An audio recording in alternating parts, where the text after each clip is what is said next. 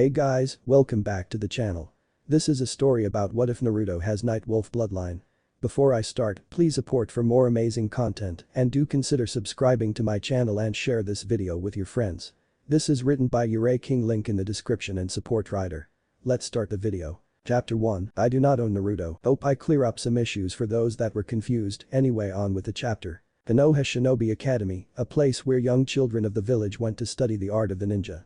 It is this school where one Iruka Yamino, a Chunin instructor, was walking down the halls with his hand firmly latched onto the collar of his most troublesome student. Iruka sported a tall thin frame with brown hair tied back in a spiked ponytail and a healthy tan skin tone. A scar running horizontally across his face, just beneath his eyes, marred his simple features. He was dressed in the standard attire of a Konoha shinobi of a blue long-sleeved top with matching pants tapped at the ankles, blue sandals, a dark green vest covered in pouches and a Konoha headband wrapped around his forehead. "Let me go, Iruka-sensei," the boy he still held in his grasp yelled, struggling futilely to escape. The boy was short for his age with spiky blonde hair and peach-colored skin. His eyes were deep blue and he also had a unique facial feature in the form of 3 lines on each of his cheek that, when he smiled, gave him the likeness of a young fox kid. He was dressed in a bright orange and blue jumpsuit and a pair of goggles resting firmly on his own forehead. Iruka frowned and tightened his grip. "Naruto, we've just begun the semester and your grades are horrible. You've been in the academy since you were 4, that's 4 years before most students actually start in the academy, and you've failed every time you've had a chance to graduate. This is your last chance to become a shinobi, and so help me, I'm going to make sure you pass. Now since you won't cooperate, I have to do something drastic." Stopping in his tirade, the Chunin paused to get his bearings before heading toward a nearby door. "And since you won't make it easy for me, I've no choice but to start acting drastic." The instructor opened a door and pushed his unruly student into the room beyond. Naruto stumbled from the unexpected force but quickly reset himself and looked around, finding that he was standing in the academy's library.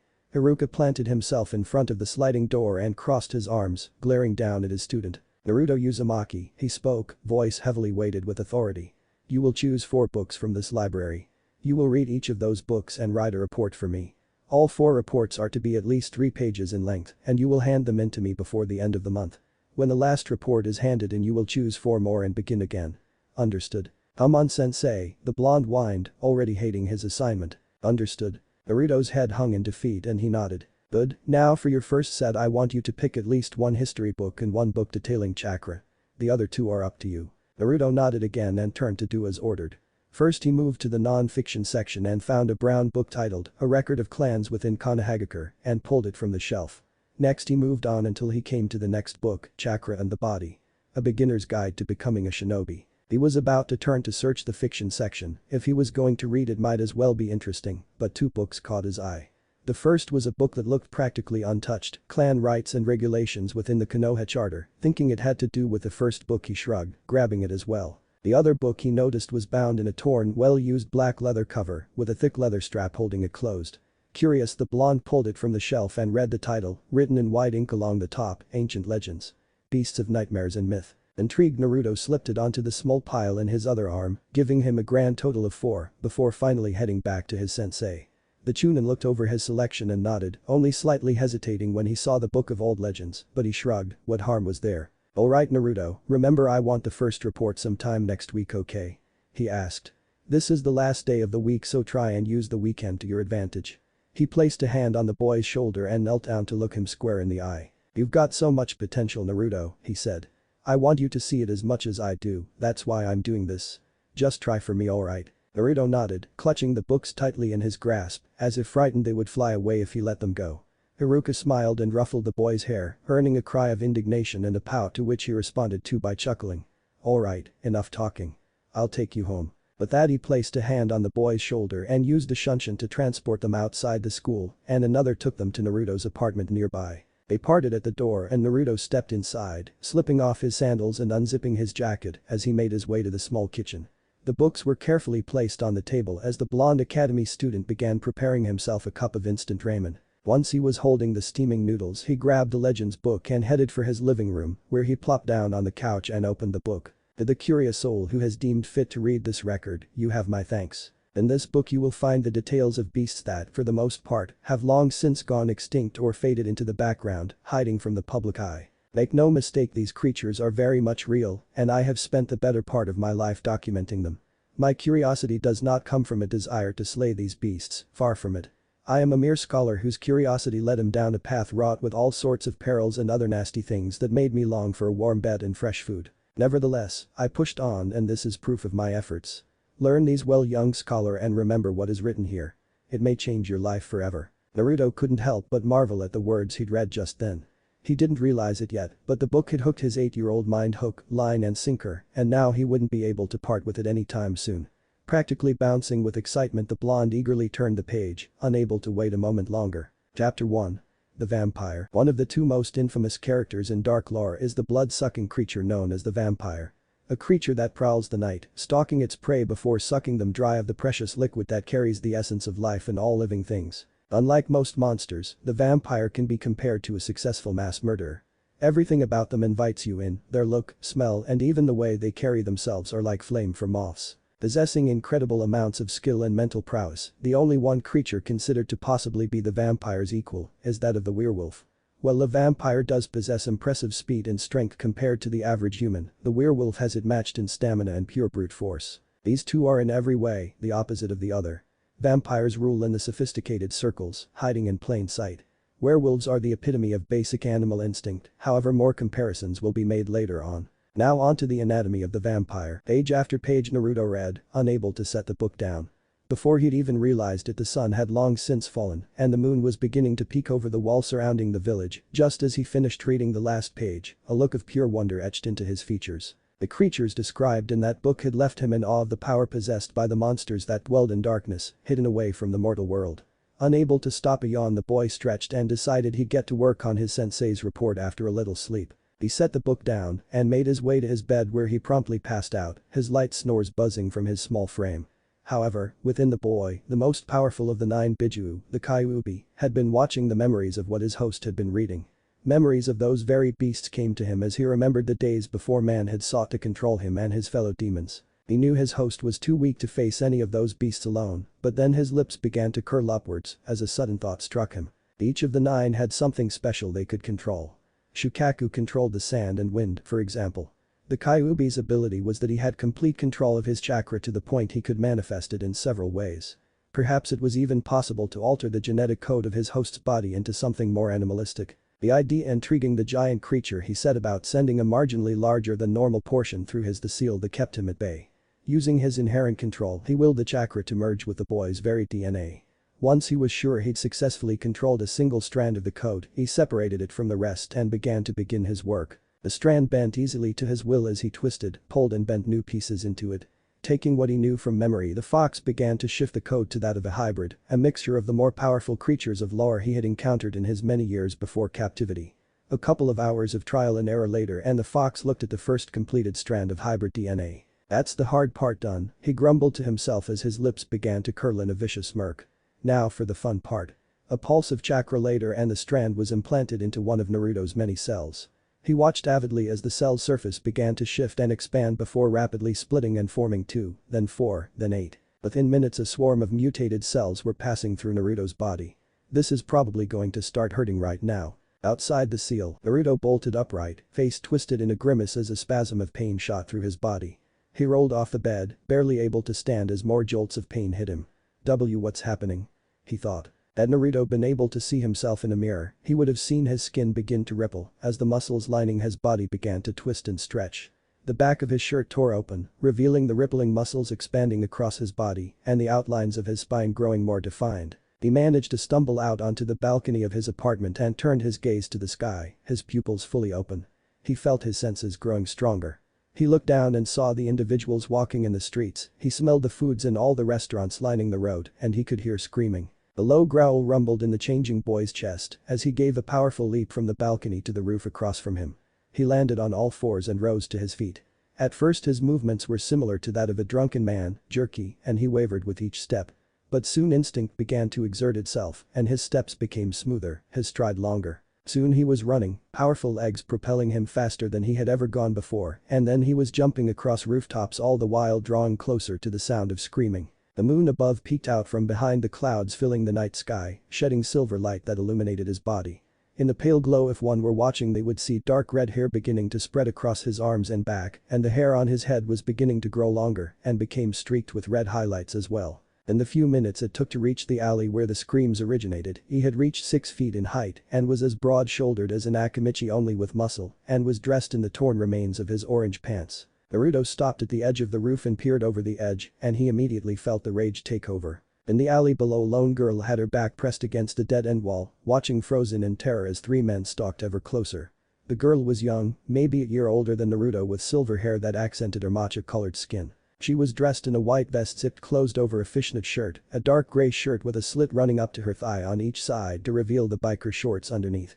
A kunai holster was strapped to her right thigh and another holster holding 4 scrolls, black sandals on her feet and dark gray shin guards. To top it all off, she was wearing a headband with a metal plate bearing the symbol of Kumagakure engraved into it tied around her forehead. "Looks like that fool pulled through for us after all," one of the civilians said, chuckling to himself. "Yeah," one of his cohort said.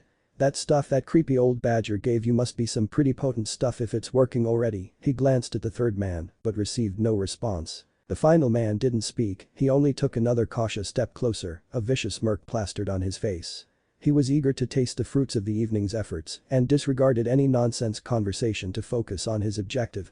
They were being paid after all, they were just having a bit of fun before they made the delivery. It was his eagerness that led to him being the first to die, for as he took his next step, an enraged roar sounded from above, and they looked up to see a black shape falling from the rooftops above them and landing between the Kumo Kunoichi and her attackers. Shrouded in shadow, they could only make out the thing's size and general figure as that of a human, but twice as big as any they ever met.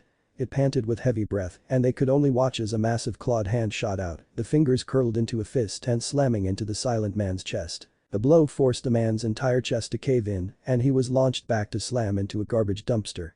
Before the other two could react, the beast had grabbed one while sinking its teeth into the other's throat, drinking greedily of the crimson liquid that ran through his veins. Moments later, he dropped the drained husk of his victim and turned to the other.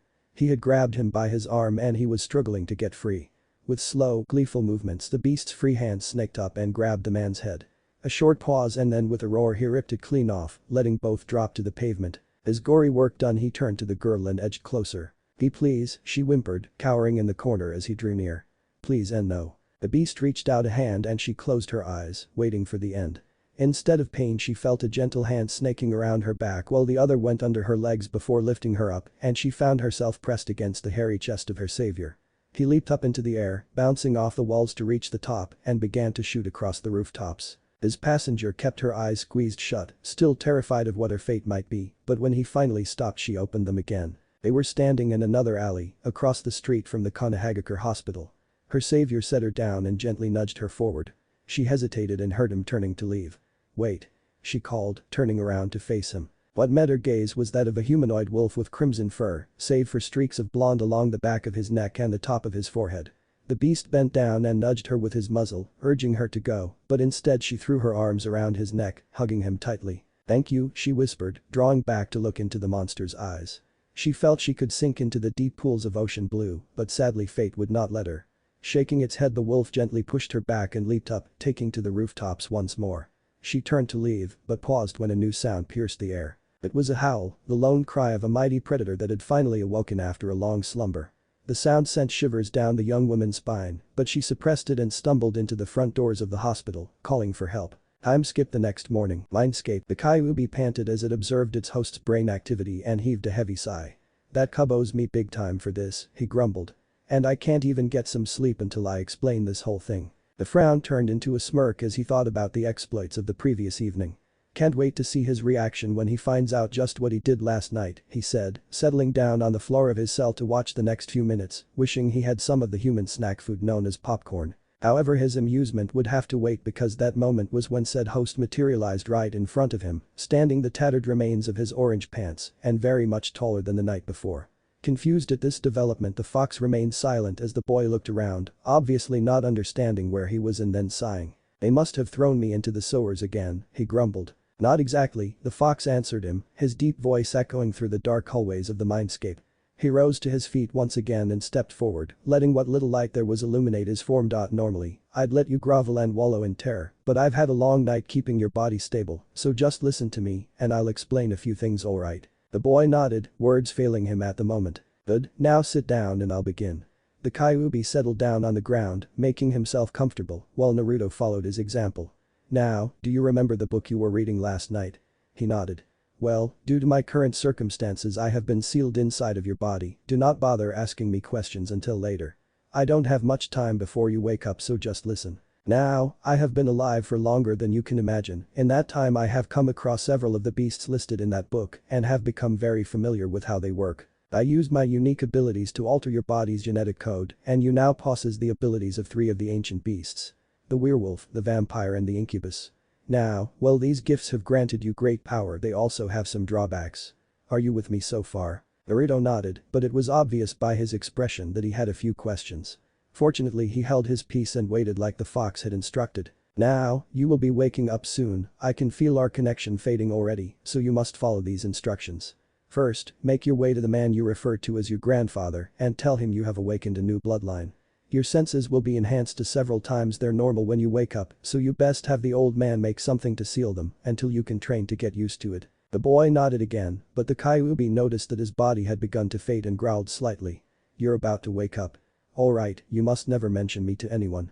If you do, it will lead to a lot of problems for both of us, so just say any information on the bloodline you have just came to you out of instinct. The boy had enough time to nod one last time before he faded away completely, leaving the fox alone in the sewer once more. Outside Mindscape, beep beep beep, the sound of the heart monitor, a sound that had long ago become familiar to the young Naruto, was the first thing to greet the awakening boy. Groaning from the stiff muscles, he managed to sit up and place a hand to his head, wiping away the grime from his eyes and looking around. He was sitting in a hospital bed, in the private room the Sandaime Hokage had ordered set aside for him when the stupid doctors wouldn't admit him for treatment. On a chair next to his bed looked to be a pile of clothes, all folded neatly and waiting to be retrieved, and he could have sworn he could smell the Hokage's tobacco from his pipe, like he had just been there a moment before his return to consciousness. Deciding it'd be in his best interest to leave as soon as possible, the boy stumbled to his feet and grabbed the clothes, slipping them on. First was a simple dark gray short-sleeved shirt, followed by a pair of black cargo pants and blue sandals. His favorite goggles were there as well, and he happily slipped them onto his forehead. A quick check around the room to make sure he didn't forget anything, and then the blonde was slipping out the window, leaving an empty room with a loudly ringing heart monitor as the only proof he had been there in the first place. Once outside he was bombarded with an endless assault from his senses. The sound of people talking below, the smells of different foods and the bright colors were the worst. Slipping his goggles down, the boy found a slight reprieve from the visual assault thanks to the dark tint in the glass. It was temporary, but it was enough, and he began using the rooftops to travel toward the center of the village. His destination was the tallest building in the village, the Hokage Tower. Tall, painted a bright crimson red with the kanji for fire proudly displayed on the front, the building was a symbol of the protection given by the one who lived and worked there. To Naruto it was a place of solace, a place where one of the few that treated him like an actual person could almost always be found. Dropping to the ground, he slipped through the door and ran up the stairs. He ignored the angered yell of the secretary in front of the old man's office and pushed it open. Gigi, I gotta talk to you about something. The moment the words left his mouth, the boy froze as the feel of cold steel became present against his throat. The blade was held in the grip of a shinobi dressed in black with a white breastplate, white shin and arm guards and a white porcelain mask painted with the likeness of a hawk. The moment the threat became known, Naruto's hand snapped up, grabbing the masked assailant by the wrist and spinning. He used the momentum of the spin to slam his elbow into the man's back, simultaneously twisting the wrist in his grip to force him to release the sword. Naruto, stop. The familiar voice of his surrogate grandfather froze the blonde in place. He glanced up to find there was an audience much bigger than the Hokage watching his actions. Standing behind his desk was the old man himself, dressed in the white and red robes of his office with a simple black uniform on underneath. The matching hat rested on his head, hiding his hair, long since turned gray from view. To the man's left stood a man with an impressive height of over 6 feet and black skin and bright blonde hair, mostly hidden by a hat similar to Hiruzen's, but with yellow where the old man's was red. He wore the robes open, showing his bare chest and the black pants and sandals he wore. Around his waist he wore a thick leather belt with a large golden buckle, a boar's face engraved into the plate. At his side stood a girl Naruto believed to be vaguely familiar. He didn't dwell on it and just looked back to the Hokage. Guess I interrupted another meeting, huh? The old man nodded. I'm afraid so, Naruto-kun. Would you be so kind as to release that shinobi? He's a guard for my colleague here and it would be nice if he wasn't harmed. Naruto looked to the man still trapped in his grip and released him, scratching the back of his head in embarrassment. Sorry, my body moved on its own. The shinobi's only reply was to nod before stepping back and returning to the side of the tall dark-skinned man. The young blonde waved happily to the man, who simply nodded and then turned back to Hiruzen. "As I was saying, Hokage dono," he said, gaining everyone's attention. "I would like to know if you have any shinobi in your ranks matching the description given by Mabui. I would like to repay her rescuer if at all possible." Hiruzen frowned as he puffed on his pipe in thought. "There was a report concerning a creature matching the given description that was filed by one of my jonin last night.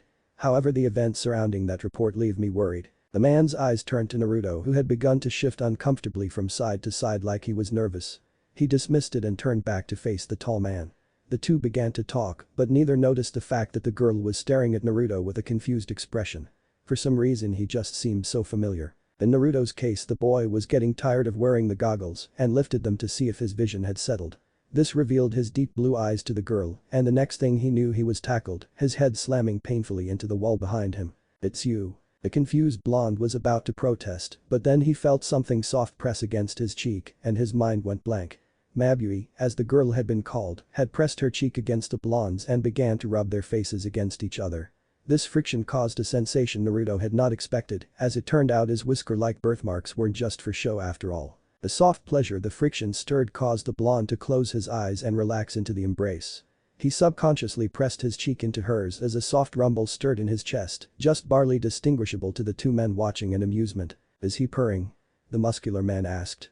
Hiruzen simply nodded, a small dusting of red coloring his wrinkled cheeks. Yurei would have a field day with this, he thought before coughing softly to gain the attention of the two children.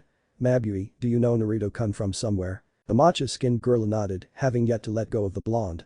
"He's the one, Hokage-sama," she exclaimed. "I'd know those eyes anywhere." Hiruzen frowned thoughtfully. "I admit his eyes are hard to mistake for someone else's," he began, and then his eyes turned to Naruto. "Naruto-kun, when you first entered my office you were saying something about needing to talk to me. What was it?" Suddenly extremely nervous, the blonde returned to his feet, Mabui finally relinquishing her hold on his neck to let him up only to latch onto his arm and face the two men. "Something weird happened last night after I fell asleep," he said. The two nodded, silently urging him to continue. "Well, I don't remember much. I mean, I know there was a lot of pain and blood. I remember a scream and being really thirsty and then hungry, and then I woke up in the hospital. I was hoping you might know what happened last night." Hiruzen sighed and returned to his chair, waving a hand at the others to take their own across from him. The man in yellow squeezed into one of the chairs and cast a glance at Naruto. His dark lips quirked in a slight chuckle when he saw that the kunoichi had yet to separate herself from him, this time occupying his lap and leaning back against him. He must have really left an impression to get the normally stoic and logic-oriented Mabui to show such affection. Shaking it off, he turned back to listen as the Sandaime began to speak. "First I'll explain who these two are and why this involves you, Naruto-kun. This gentleman sitting beside you is none other than the Hokage, the leader of Kumagakure, eh?" He paused to let the two shake hands and then continued. "He is here on a diplomatic visit prior to the Chunin exams his village will be hosting for the coming month." Mabui and her team were allowed to travel along with him to visit a foreign village, and they separated to explore for the day to relax from the trip before coming to see me today. The elderly man's face darkened as he continued. "Unfortunately, a few men decided to attempt to kidnap the young lady and would have succeeded if not for the timely intervention of an individual with extraordinary abilities. Strong enough to rip a man's head from his shoulders effortlessly, this savior slaughtered her attackers and then carried her to the hospital." He paused and took a pull on his pipe, observing how the Mabui shifted uncomfortably, and Naruto frowned. The Hokage looked like he wanted to rip something to pieces, a feeling Hiruzen understood completely. "Now, Mabui was kind enough to speak to one of my investigators who is handy with illustrations, and he drew a likeness of the savior based on the details given by the young kunoichi." Hiruzen pulled a file from a pile on his desk and flipped it open. He shuffled through the contents and then pulled out a single piece of paper and held it out. Naruto tried to get up to take it, but Mabui beat him to it, grabbing the paper and handing it to him. On the paper was a drawing of the creature that had rescued the kunoichi. The image sparked a memory, and the blonde grabbed his head in both hands as a bolt of pain shot through it. He could see it, the blood, the head gripped in his powerful hands. He could taste the blood on his tongue. Feeling the bile rise up, he forced the girl off of him and ran to the side of the desk where a small wastebasket stood and emptied the contents of his stomach into it. Several moments passed in silence as the blonde gasped for breath. He sat down, leaning against the solid wood of the desk. He felt something tap his shoulder and glanced up to see the Hokage offering him a glass of water. "First kill?" he asked, receiving a feeble nod in return. "You'll be okay, boy. Just try and breathe. The shakes will go away soon." Sip the water, don't gulp it down, or you'll just puke again. Once Naruto finally settled, he began to explain what he remembered during the change. The memories were coming back in pieces. Hiruzen nodded to the A, who returned it in kind, and turned back to Naruto. Naruto, this change that happened. Can you do it again? I can try. The blonde waited for the others to step back and then closed his eyes. Hey you, he mentally called. I don't know if you can hear me, but they want a demo on the change. Can you help me out? For several long seconds nothing happened, and then a warmth began to spread from the boy's stomach, followed closely by a searing pain that doubled him over and forced him to his knees. He felt bones snap as his muscles shifted. Crying out in pain, he braced his hands against the floor to keep from falling over and was granted the sight of seeing his fingers grow longer, the skin stretching and turning red. The hairs on his arms began to grow, turning into thick crimson fur. He felt the bones in his face shift as his nose elongated into a snout, his teeth shifting into the back of his jaw, only to be replaced with pointed fangs as sharp as a honed dagger's blade. The last pain came from his back when with a violent ripping two peaks poked out of the skin, tearing his mesh shirt. The skin broke and two wings similar to those of a giant bat extended, the full span allowing each tip to touch the walls on each side of the office. Minutes after the first bolt of pain, the human Naruto was no more. In his place knelt a winged humanoid wolf that stood as tall as the wreckage. Panting from the exertion, the wolf looked to the Hokage with worry in his eyes. He tried to speak, but only barks and growls came out, startling the old man and causing him to take a step back. Naruto's ears drooped and a low whine came from his throat. He was about to try again, but a hand touched his left shoulder. He turned to see that Mabui had approached him, eyes filled with wonder. The hand moved from his shoulder to his cheek, his head leaning slightly into the contact. The other hand rose and her arms encircled his neck and pulled him close. Thank you, she said, burying her face in his thick fur to hide the tears streaming down her face. Thank you so much. Unable to speak, the boy simply wrapped his arms around her, his wings following suit until she was covered completely in his warm embrace. They stood that way for a moment and then parted, the tired hybrid laying down on the hardwood floor and the kunoichi leaning against his side, idly running her fingers through his thick fur. I'm guessing changing back will have to wait, As said, turning his chair to face the two and sitting down once more. Naruto nodded. Well, I can guess what effects this could have on your senses, Naruto-kun, Hiruzen commented. Judging from how you were wearing your goggles, I'd say not only would your sense of smell be increased, but hearing and sight as well. You'll need to learn to control those, but I can whip something up to help you with that until you get some training under your belt. It's also possible that this new ability of yours can be passed on to any children you may have in the future, so for now I'll begin working on instating you as the first of a new clan. The wolf tilted its head in confusion, forcing Mabui to slam a top over the urge to hug cute things and scream kawaii, and Hiruzen sighed. Naruto, this is possibly a brand new bloodline. I will be able to offer you more protection from the civilians if I can make you a future clan head. You'll have to meet with the Shinobi Council to arrange it, but Hokage-sama, his secretary's voice came from the door as she opened it enough to only be heard. Yes, Dita-chan, he answered, frowning slightly at the interruption. We've just received word that the Civilian Council has called an emergency meeting and has requested your presence. The Cage growled in frustration but forced it down before he answered. I'll be on my way in a moment. Hi, she closed the door and returned to her desk, and Hiruzen faced Naruto again. Naruto-kun, I need you to try and change back. You have to demonstrate this to the council to make it valid as a clan, so changing into your form and back is the best way to do it. Naruto nodded and closed his eyes, sending another silent plea into the depths of his mind. In answer, he was subject to a reversal of the process he'd undergone to take the form in the first place. His fur seemed to just fall of him, covering the spot where he lay in a carpet of shedding, and then his body slowly shrunk until he was back to his old self. It was only as he stood up and looked to his surrogate grandfather that he finally caught a glimpse of his new physique as a human. He was now taller and broader in the shoulders than the others in his class, his body a mass of sleek compacted muscle, and his hair a wild mane that reached the base of his neck. His whisker marks were much darker than usual, coupling with his hair and the new slightly slit pupils of his eyes to give him a more feral look. All in all, he liked it. Well, Naruto-kun, it seems you'll need some custom clothes to match your transformations, Hiruzen mused but put it out of his mind at the moment. Now, at least you still have your pants. My Anbu guards usually have a cloak in case of the need for further camouflage. I'm sure they can lend one to you. A black cloak fell from one of the corners and was scooped up by the leader, who handed it to the boy. Once covered, Hiruzen turned to the other visitors in his office. Would you care to accompany me to the meeting, Raikage Dono? They nodded, and as one the group fell in step at the Hokage's sides, heading off to face the pack of power-hungry bigots that called themselves the Civilian Council. 206. Chapter 2. The council chamber was buzzing with activity. The room itself was a vast chamber, an open space in the center, and a series of raised seats in the shape of a horseshoe. A raised dais in the center sported a single wooden seat reserved for the Hokage. To the left of the dais sat the civilian council. Acting upon an idea proposed by the Shodaime Hokage, Hashirama Senju, the civilian populace created a series of guilds during the formation of the village. Tradesmen such as merchants and storioners, craftsmen like blacksmiths and fabric workers. Each guild had a main office located in the village and a representative with a place on the council. Across from the guild masters sat the respective heads of each of the shinobi clans in Konohagakure. The Shodaime had created the shinobi side of the council in order to allow opinions to be voiced concerning decisions that will involve their clan members. The civilian side had been a notion to placate the masses in order to make them feel they had a voice while still keeping the shinobi in charge. It had not been Hashirama's intention to give either council a large amount of power over the way things were run in the village, merely a voice.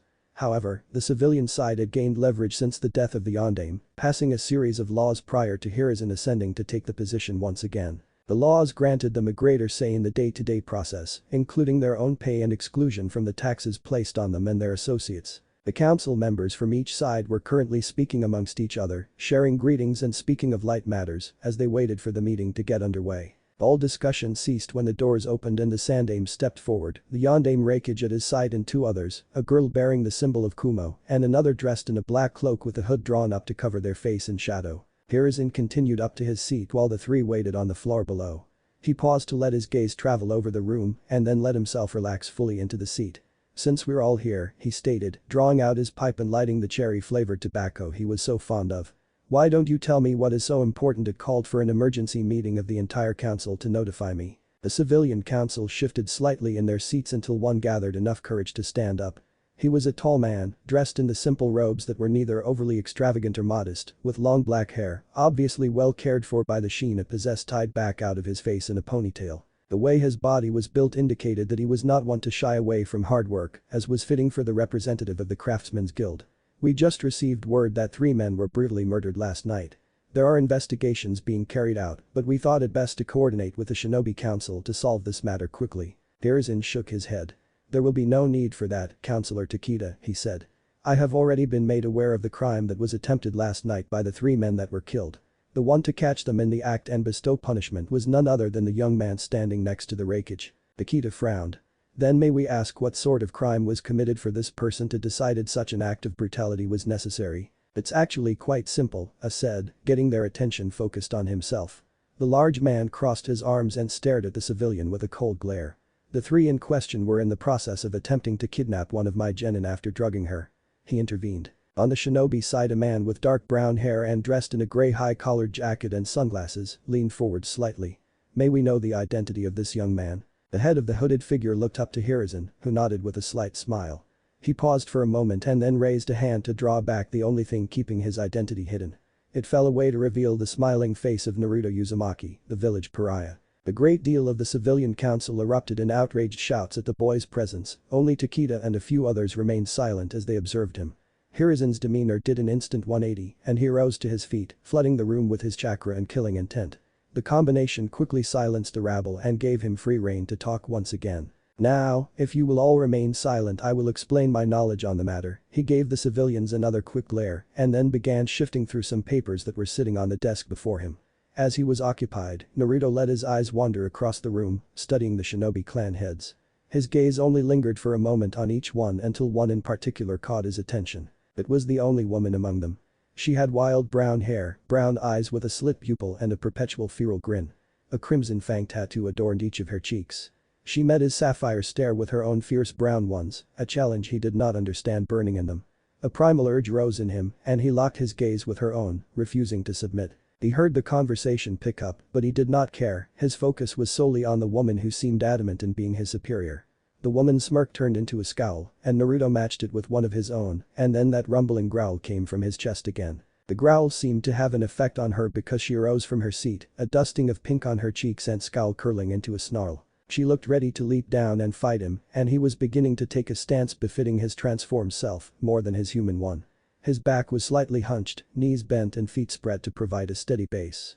His hands were curled into claws, and his lips started to pull back in a snarl that showed his sharp canines. He looked like a beast ready to spring in for the kill. Another growl began to rise in his throat, a challenge to the one that dared question him. Naruto felt the animal inside urging him, demanding he be the dominant one. Responding to the urging he made to take a step forward, but suddenly Mabui was in front of him, her arms wrapping around his neck and her eyes burning with a passion he couldn't understand until she pressed her lips against his own. The hybrid froze, his lips parting in a gasp that granted her tongue entry into the space beyond. The red muscle plundered his mouth, exploring every surface. She was allowed to continue unhindered until, as if rising on instinct, Naruto's own tongue rose to meet hers and they began a dance for dominance. She was just about to surrender when an iron grip slammed onto the boy's shoulder, pulling him away as the same happened with Mabui. Growling in irritation, Naruto looked over his shoulder to find Ace standing there, frowning down at him with a stern glare. Unable to meet his gaze, he looked ahead to find Mabui being held back by the very same woman that had shared the intense stare down in the first place and on the verge of fighting to escape. "Well," Hirizin's amused voice cut through the tension like a hot knife through butter.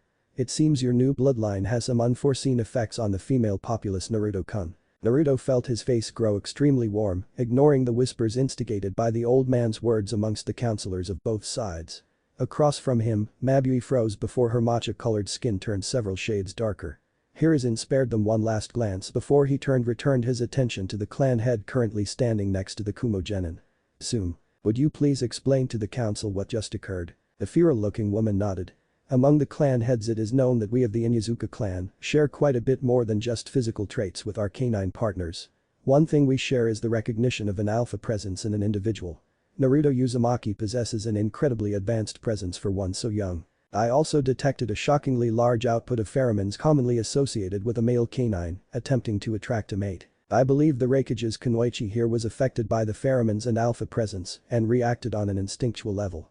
Even I was affected by the presence, being the alpha of my clan, my instincts detected a possible threat to my position, and I momentarily lost myself to my own animalistic traits. Had the young lady not interfered and granted me an opening to regain control, Uzumaki and I might have gotten into a battle for dominance." The Sandaime contemplated this new information. He was learning more and more as the day progressed. Nodding to himself like he had come to a sudden conclusion, he set his pipe down once again and addressed the blonde in question. "Naruto-kun. Please demonstrate the ability you showed to myself and the Hokage earlier this morning." His trained eyes watched as the blonde hesitated, offering him a small nod of encouragement, and then the boy nodded and closed his eyes. Naruto considered requesting help again, but decided he would eventually need to learn to trigger the transformation himself and decided to try on his own first. Digging deep into his memory, he tried to think of what he had felt during his transformation in his Jiji's office. He remembered the warmth and shot of pain, but what about before then? Exhilaration, the feeling of power building up behind a blockage and then bursting forth with the strength of a raging torrent. That was what he had felt and what he needed to feel again. Focusing all of his will, he tried to summon up that feeling again, but he could feel the eyes of everyone in the room. Their gazes weighed heavy, burning into him as they studied every twitch, every breath he took. Eventually he realized it wouldn't work and resorted to his final option. "Please," he thought, sending the single word into the deepest depths of his mind. "You need to learn how to do this on your own," was the grumbled response, followed by the familiar rush of energy, followed by a wave of crushing pain. A few moments later and then Naruto stood tall in his changed state, howling a challenge to the gathered council as they all stared in a combination of shock and horror. He stood panting in the center of the room, awaiting the response.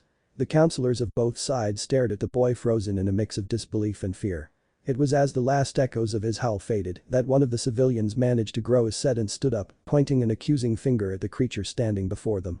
"Hokage-sama. The demon is showing its true colors at last, we must kill it before it eradicates us all." Before anyone else had the chance to make a retort or voice their agreement, Hiruzen glanced to a corner of the room and nodded marginally.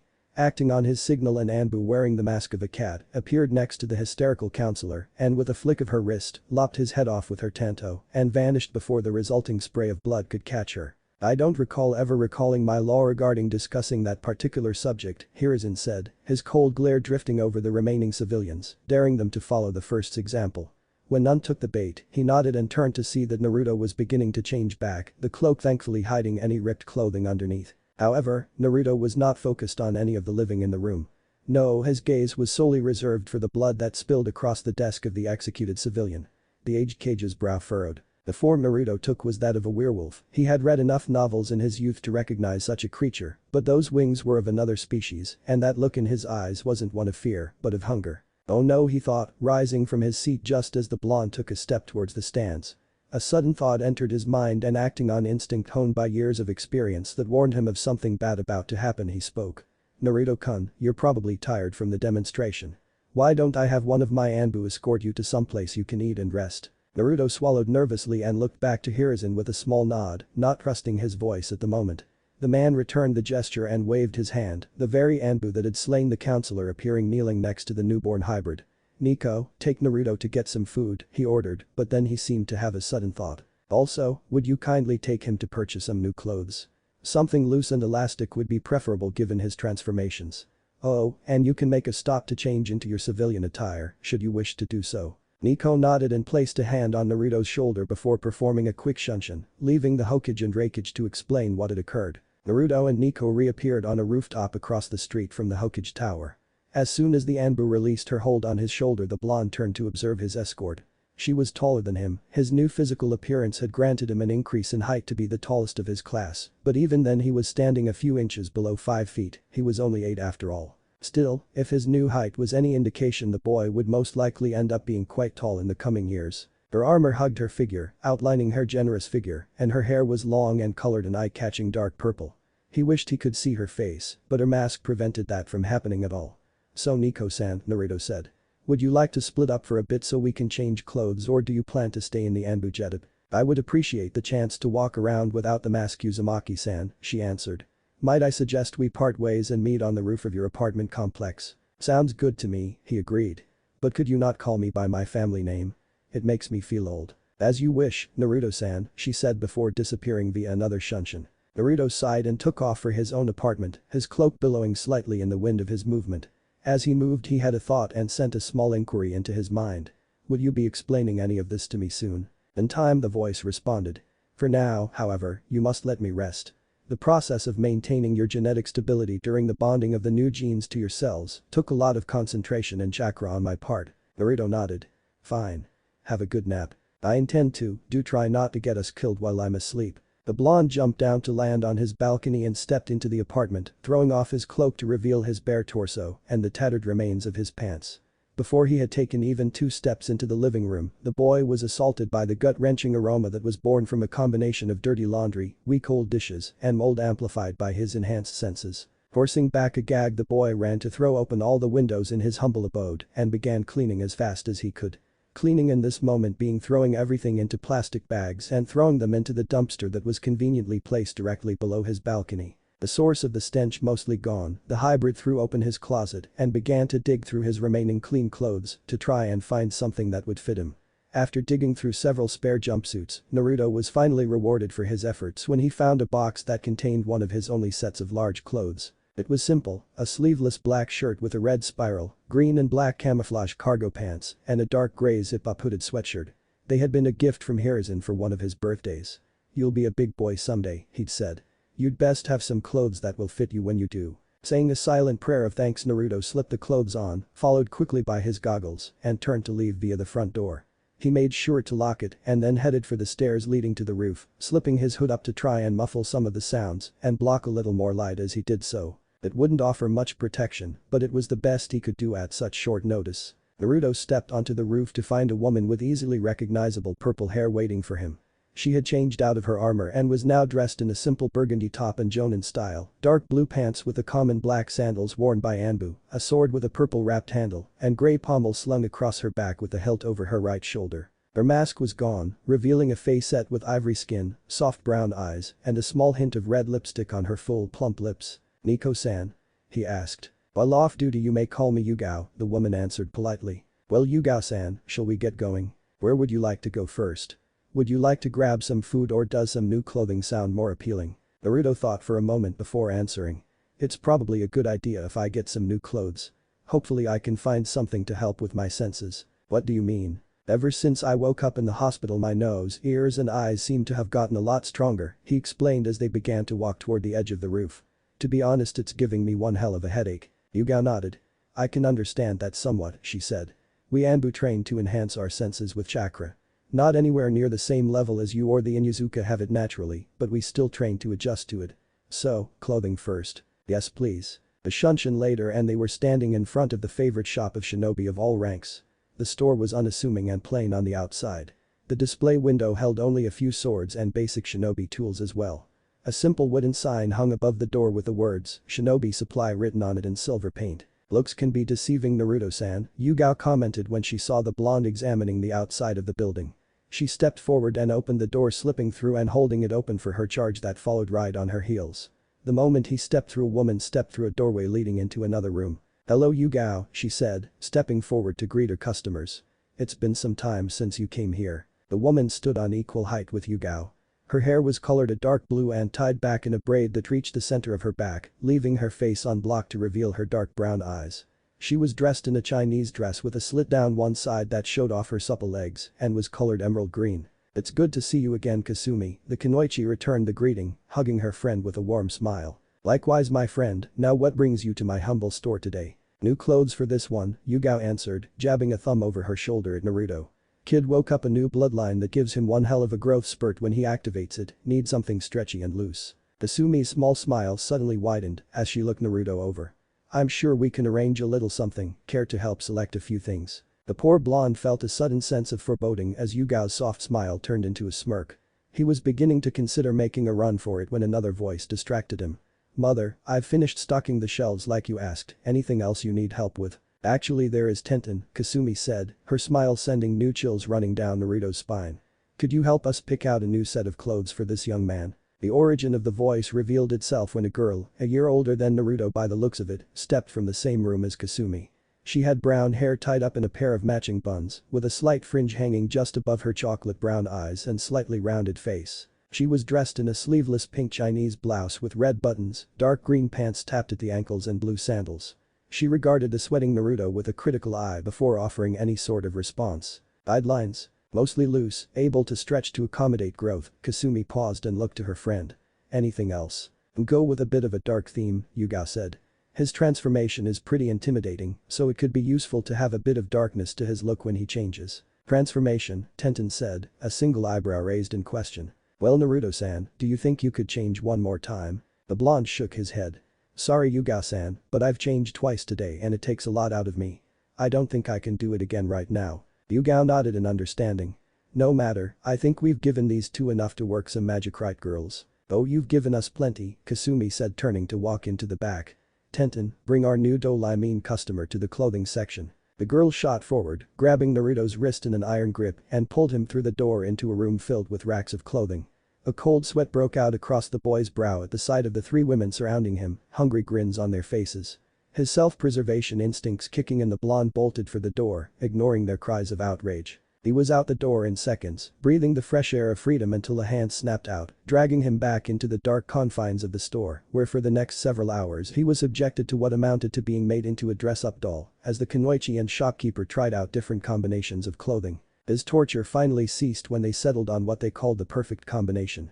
He stepped out of the dressing room wearing a long-sleeved black shirt with a dip in the collar that showed off a good portion of his newly improved muscle chest, fingerless black gloves with metal plates stitched onto the back adorning his hands, and dark blue pants similar to Tenten's with black sandals. The girls looked it over before Kasumi held up a finger and disappeared behind another shelf. When she returned, she was holding something new and held it out for the boy. Naruto slipped it on, revealing it to be a black leather duster with a series of buckles leading from the high collar all the way to his waist. He looked back for approval only to find Tenten holding out a black hat with a wide brim, smiling at him innocently. Obliging the girl, he slipped the hat onto his head and looked back once more for their final verdict. "I think the hat may be a bit much," Yugao said. "Perhaps," Kasumi agreed, her daughter looking slightly upset. "But perhaps this would look more appropriate in a formal setting. If he were to wear the formal clothes more often used in the Western nations, they would look well together. Then we'll throw in some formal wear and make this his set to wear for important occasions," Yugao said, but then frowned. "We still need to get him some training clothes." "Actually I think I have something," Tenten said. The academy student turned and motioned for Naruto to take off the coat and hat and took them, placing them on a nearby chair. Once finished, she moved to a pile of folded pants and took out a pair of black pants with 3 orange stripes on the left thigh and handed them to the hybrid. This was soon followed by an armored mesh shirt and a black flak jacket with 3 pouches on each side of the chest, with dark orange highlights. Stepping back into the dressing room, Naruto slipped out of the clothes he'd been wearing and donned the mesh shirt, pants and sandals. He slipped the long-sleeved shirt back on before stepping out and finally meeting the approving looks of Kasumi and her daughter. Yugao gave him a glance, but it was obvious she thought something was missing. Suddenly she snapped her fingers and moved to a rack of protective gear on a nearby wall. Her gaze drifted over the gear until she finally selected a pair of shin and bracers, both colored bright silver, and a black headband with a blank metal plate attached. She quickly moved back to Naruto's side and handed him the headband and bracers before kneeling and wrapping the shin guards around his legs while he donned the rest. Stepping back, she finally gave small nod. "I think we found the perfect setup," she said, getting a nod of agreement from her companions. "Yeah, great," Naruto grumbled. "Now before we go, do you have anything I can use to make my senses normal, cause I've still got a raging headache and your squealing didn't help much." No sooner had the words left the hybrid's mouth did Yuga hold up 3 items. A black face mask, a pair of black sunglasses, and a pair of silver earrings. "I spoke with Kasumi while we were here," she explained. "This store provides a lot of custom orders which include enhancements through Fuinjutsu, so she was able to whip these up with no problem. These are designed to render your senses to that of a normal humans. You can use these until you learn to regulate them on your own." Without a moment of hesitation, Naruto slipped the mask over his head and around his face until it covered the entire lower half and then slipped the sunglasses over his eyes. "These are awesome," he exclaimed, thankful for the relief from the sensory overload, until something occurred to him. "Wait, I don't have my ears pierced." "Oh, that's easily solved," Tenten said, appearing behind him with a red-hot needle in one hand. "Now just hold still." "Where the hell did you get that?" Once again Naruto tried to bolt, but the girls were prepared this time. Yuga appeared behind him, hooking her arms under his armpits and gripping him in a perfect full Nelson. "Don't be such a baby, Naruto-kun," Tenten cooed, stepping forward with a needle while Kasumi grabbed onto his right earlobe, stretching it out to provide a better target. "This will only hurt a little bit." With lightning-quick movements the girl snapped forward, stabbing through the soft tissue and eliciting a roar of pain from the blonde. The process was quickly repeated and the earrings slipped into place, and then Naruto was released, mumbling curses under his breath. "Well," Kasumi said, clapping her hands together in finality. "Since we've decided on your new wardrobe, why don't we round up a few sets like it and then get these purchased so you two can be on your way?" "Put it on Hokage-sama's tab," Yuga said. The shopkeeper nodded as Tenten walked up and handed Naruto a sealing scroll. "There's 7 copies of your entire outfit in there," she said. "Along with some of those formal clothes we talked about, a few books on chakra control and Fuinjutsu for some extra study material." Naruto nodded, smiling warmly at the kunoichi before turning to walk outside. He never saw the hint of red leaking into the girl's cheeks as he walked away, nor did he hear the soft giggling of the 2 women as they watched the quick interaction between the 2. "You're turning into quite the lady killer," Naruto Yuga thought as she hugged her friend one last time before following her charge out into the street. As they set off to find somewhere to eat, she couldn't help but wonder what other surprises were in store for the blonde werewolf walking next to her and whether or not she should keep some popcorn and a seal for when things get interesting. "I can't wait to tell the girls about this." On with the chapter. The sun had long set low below the horizon by the time Hiruzen returned to his office, the council meeting finally over. Each step seemed to take a monumental amount of effort for the aged Kage as he made his way to his chair and allowed himself to collapse into his leather chair. After the big unveiling of his surrogate grandson's newest ability, it had been a political nightmare, trying to get what was rightfully his to go through. The civilian council had battened down their hatches and downright refused to acknowledge Naruto's ability as a Kekkei Genkai and by proxy that he was now the first of a new clan. Luckily, Hiruzen had pulled one over on them and simply ignored their objections. Flashback: "If you all want to object so much then fine, I'll take your thoughts into consideration," Hiruzen said. "We will have a quick vote. All those supporting the decision to give Naruto clan status, please raise your hand." The majority of the Shinobi Council raised their hand, seeing the several militant applications the boy's new form possessed. Even Danzo, the Sandame's old teammate and the one who always voted against him, supported the notion. Very well, now those opposing, and at that the entire civilian council along with his 2 advisors raised their hands, confident smirks on their faces, seeing as they outnumbered the supporters. Instead of frowning, Hiruzen simply nodded. "I have taken your opinions into consideration and have come to a decision." That decision is they all leaned in, expecting him to do as they demanded, only to gasp when the civilian council became personally introduced to the killing intent of the greatest shinobi of Konohagakure. The Sandame leveled his glare on the sniveling cowards and spoke his next words with a harsh edge. "That Naruto Uzumaki is now the heir to his clan. Furthermore, I have decided that since he has awakened a new bloodline that he now qualifies to have clan rights. This includes a discount in the stores pertaining to shinobi affairs, as well as several tax reductions, since he is currently the only member of his clan, and finally, a seat upon this council. Now since he is currently not of age to become a clan head, a representative shall be appointed to serve in his place, and I will speak to him regarding who he thinks should best represent him during clan and council meetings. Are there any questions?" Flashback end. The Cage chuckled as he reached down to press the tip of his finger against the bottom drawer of his desk and flared his chakra. The seal engraved into the polished wood briefly glowed a pale blue and the drawer moved of its own accord, opening to reveal the contents within. First there was a small crystal bowl resting on a violet cushion, next to it rested a small stack of books, the series written by his former student and current spymaster of the village. These things and more were kept inside his secured drawer, but it was one thing in particular he was searching for. With delicate caution, Hiruzen wrapped his fingers around the smooth neck of the small white bottle sealed with a cork and drew it out before sliding the drawer shut once more.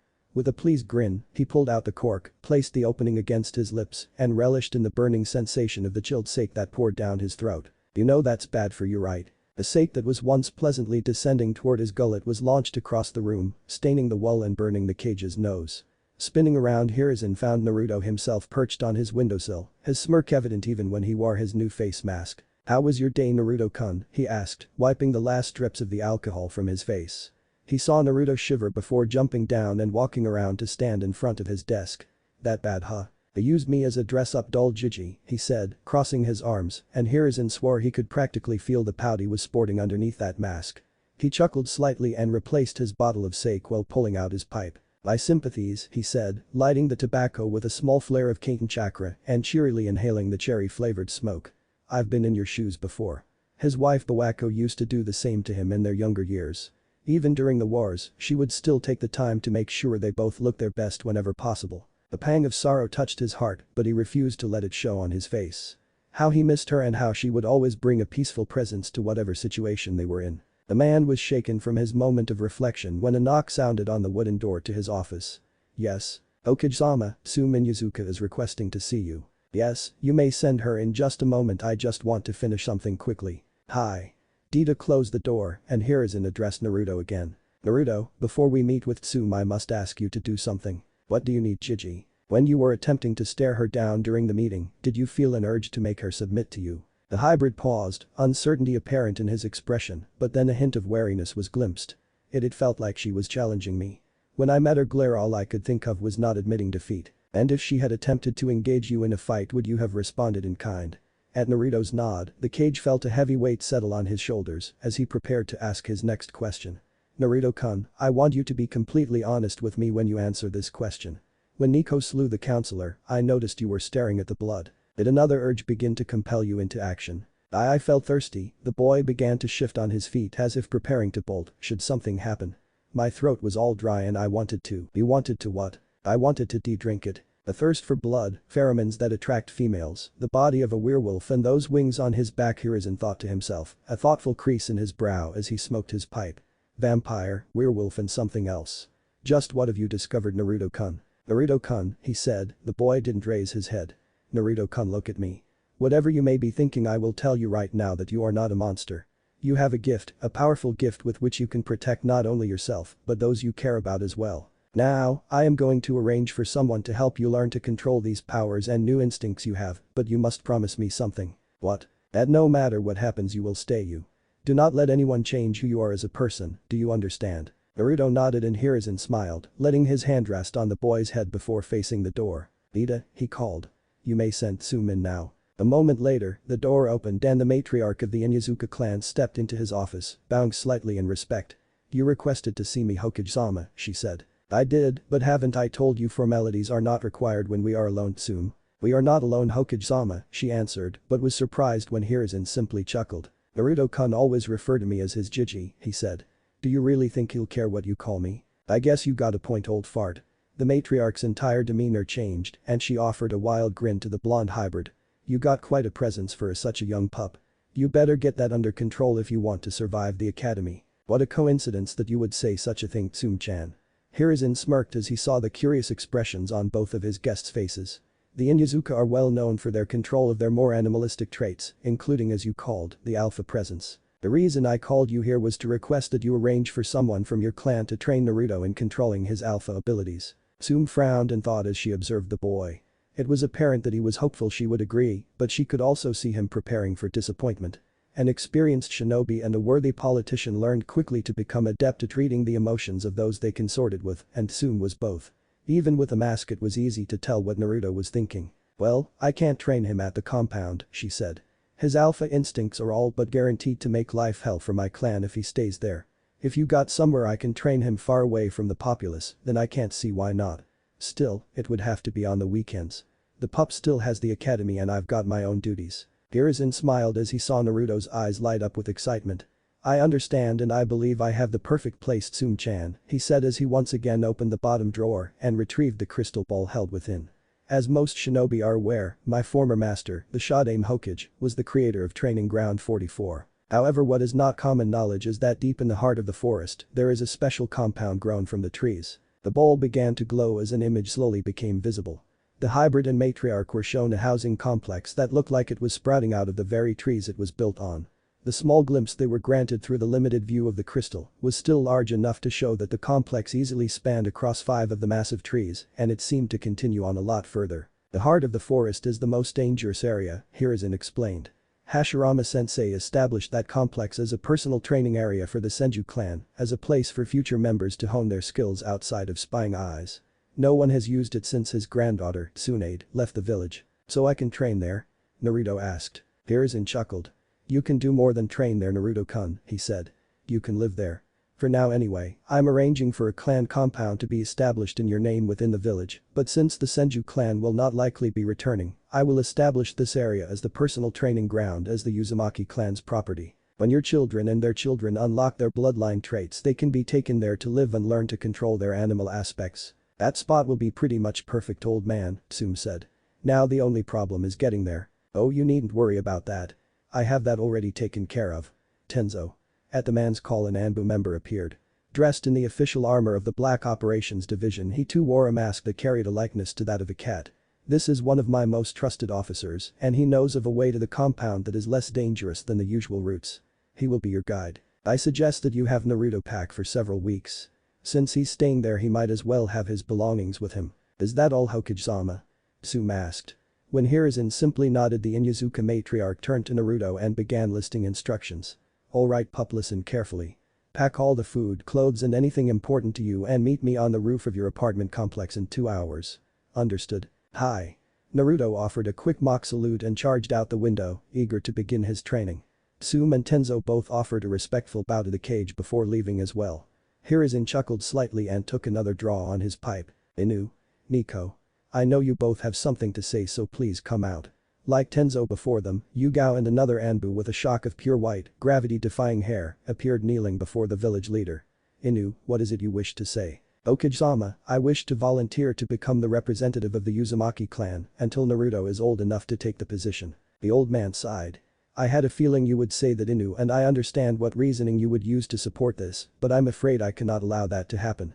He raised a hand to stop the questions he was sure were about to flood from his subordinate's mouth and continued. But the Uchiha massacre so fresh in our memories, the council will likely push to have you become Sasuke's mentor and representative, since you are the only shinobi within our ranks to possess the Sharingan. His frown turned into a scowl as his grip tightened on the bowl of his pipe. I may have begun seizing control back from the council, but they have spread their influence far, and it will take time to weed this vast garden. For now, try to keep an eye on Sasuke. Remain hidden and report to me if he is contacted by anyone suspicious. This is just the opportunity Danzo would use to recruit him. Nodding, Inu disappeared in a shunshin, and Hiruzen couldn't stop the sad expression that marred his face. He knew Kakashi hated being unable to approach the boy, but it was for the best. If he knew about his heritage and the fact he has the Kyuubi sealed into him, it could cause a political nightmare and possibly a war with both Iwa and Kumo that the village could not afford to fight. To this day he still cursed his naive belief that his village would do what was right when he trusted them with the knowledge of the sealing. Now he had to worry if Naruto would remain loyal to the village, and the transformation this new bloodline gave him was powerful and could prove to be dangerous if he were to transfer loyalties to another. Shaking himself of the dark thoughts, Hiruzen then turned to face Nico, who had yet to move. Am I right in assuming you are of the same mind, Nico? When she nodded, he chuckled softly. Alright, I'll see to the paperwork. You might need to consider moving into the compound with Naruto as well. Hokage-sama, Yugao stuttered. Why would you grant me permission when not even Inu Taicho was allowed it? Because unlike him, the council has no ground to stand on if they try and keep you from doing this, he answered. Plus you genuinely care for the boy just like he does. This is a trait not common amongst the people of our village. The civilians fear and hate him while most of the shinobi see him as either a weapon or are simply neutral about his position, but will still avoid him. Now enough questions, I need you to listen carefully. By taking this position you will be relieved of your duties as a member of the Anbu and be reinstated as a jonin. You will hold the status of a clan head including all of the benefits of a young clan. I'd suggest you get going, you need to meet up with your new charge after all, don't you? Yugao nodded, pausing only long enough to place her mask on his desk before disappearing in a shunshin like her captain before her. Once they left, Hiruzen fell back into his seat with a sigh. I'm getting too old for this, he grumbled before putting out his pipe and rising to his feet. It's about time I headed home for some much-deserved rest. He stepped out from his office and told Dita he'd be leaving for the night before walking out into the night. The man had barely made it to the end of the street before he stopped and glanced to his right. He stood silently for a moment before sighing and calling out into the alley next to him. Are you going to lurk in there all evening or are you going to actually come out and tell me what's on your mind? Hiruzen's call was met with silence for several seconds before the sound of something tapping of a cane and the soft shuffling of sandal-clad feet over soft earth were heard, and out from the darkness stepped the one man the Hokage had once considered his rival. He was hunched slightly, covered his robes of black and white. He possessed the air of a crippled old man that was complemented by his seeming right arm resting hidden in the folds of his robe like it was useless and the bandages that wrapped around his forehead and his right eye. What was left visible of his face was a squinted left eye and wrinkled skin with a scar shaped like an X on his chin. Helpless he may seem, yet Hiruzen knew his old teammate was far from it. Despite the threat he knew the man seemed to exemplify. The old Kage smiled and inclined his head in greeting. As the man stepped closer, the Kage held up a finger to ask him to wait and made a quick series of hand signs before bending and placing his hand on the ground. But the flash of purple light, a barrier spanning a 30-meter radius from where his hand touched the ground, was erected. Once finished, he rose to his feet and addressed the man. Thank you for joining me, old friend. I'm not here to discuss pleasantries, Hiruzen, the man said, his demeanor one of a man on guard. Of course, you're here to discuss Naruto's interests. When will you see reason and let me have the boy, the man demanded. Hiruzen stretched out his senses and felt his guard surround the shinobi that had been standing nearby. When they silently incapacitated them, he smiled and answered his friend. When you realize that your methods do not work, Danzo. They work perfectly, the man growled. Not once have my students ever failed a mission. But how many come back from those missions, old friend? Hiruzen countered. He raised his hand and snapped his fingers, summoning his guard to his side. Each of the shinobi in Kunoichi held a figure dressed in the traditional armor of the Anbu, save for the masks being blank, except for the single symbol on the forehead, the kanji for root. You train your pawns to be simple drones with no desire to achieve anything, he lectured the seething council member. They have no emotion, no loyalty save to yourself, and no desire to protect. That is why they become like shuriken and kunai, useless and expendable. That is what shinobi are meant to be. Danzo exclaimed, his cane groaning under the pressure his grip held on it. We are simply weapons to be used by the village, and yet you distract them with your petty will of fire. Hiruzen frowned and tilted his head downward, the headpiece symbolizing his station angled perfectly to cast the upper half of his face in shadow. We are weapons, Danzo, he admitted, earning a surprised look from the man. But to me every shinobi is precious and unique. Well, your shinobi are like kunai, mine are to me as a katana is to a samurai. A samurai lives by the sword and gives it purpose. Without the samurai the sword is but a piece of metal, and without the sword the samurai is left a simple man. The Kage is the samurai, Danzo, and each shinobi under him is his blade. He must care for them, nurture them. He must sharpen their body and mind to make them ready to do battle and be the greatest. That is why, as of tonight, I am taking full control of the root division. What? Hiruzen looked up, his glare burning into the old man before him. You heard me. I am officially re-establishing your division, and I will be taking control of it. He raised a hand when Danzo moved to protest and continued to speak.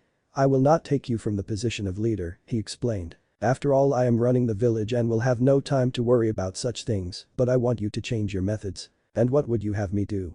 He demanded. Raise them to be blubbering fools ruled by emotions like so many of the shinobi under you? I think not, old friend. And yet these blubbering fools were able to incapacitate your elite bodyguards without you even sensing them, Hiruzen retorted. Now I propose a compromise. Which is? Allow a select few of my shinobi teach a new squad of your root Anbu, he said. The day Naruto's class at the academy takes their genin test, my squad will face off with one of your own, and then we'll see his ideals are true. 4 years. You expect to have a squad of my untrained recruits capable of handling my elite teams within a measly 4 years? Danzo scoffed. Fine. I accept the terms, but on one condition. And that is, if my chosen squad wins, then I am allowed to continue with my methods unhindered. Very well, Hiruzen said, and with a pulse of his chakra dismissed the barrier before looking to his Anbu and nodding. With a move that was invisible to the untrained eye, each of the root Anbu's throats were slit open with a kunai and their bodies deposited at Danzo's feet.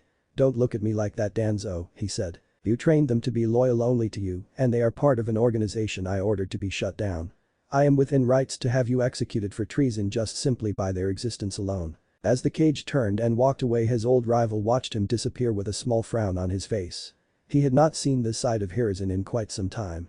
Ruthless when necessary but also quite intelligent and a brilliant tactician that was almost unstoppable when on the field of battle. He was the tree that stretched its branches out into the sky, and Danzo was the roots that tunneled deep into the earth and kept the tree strong and secured.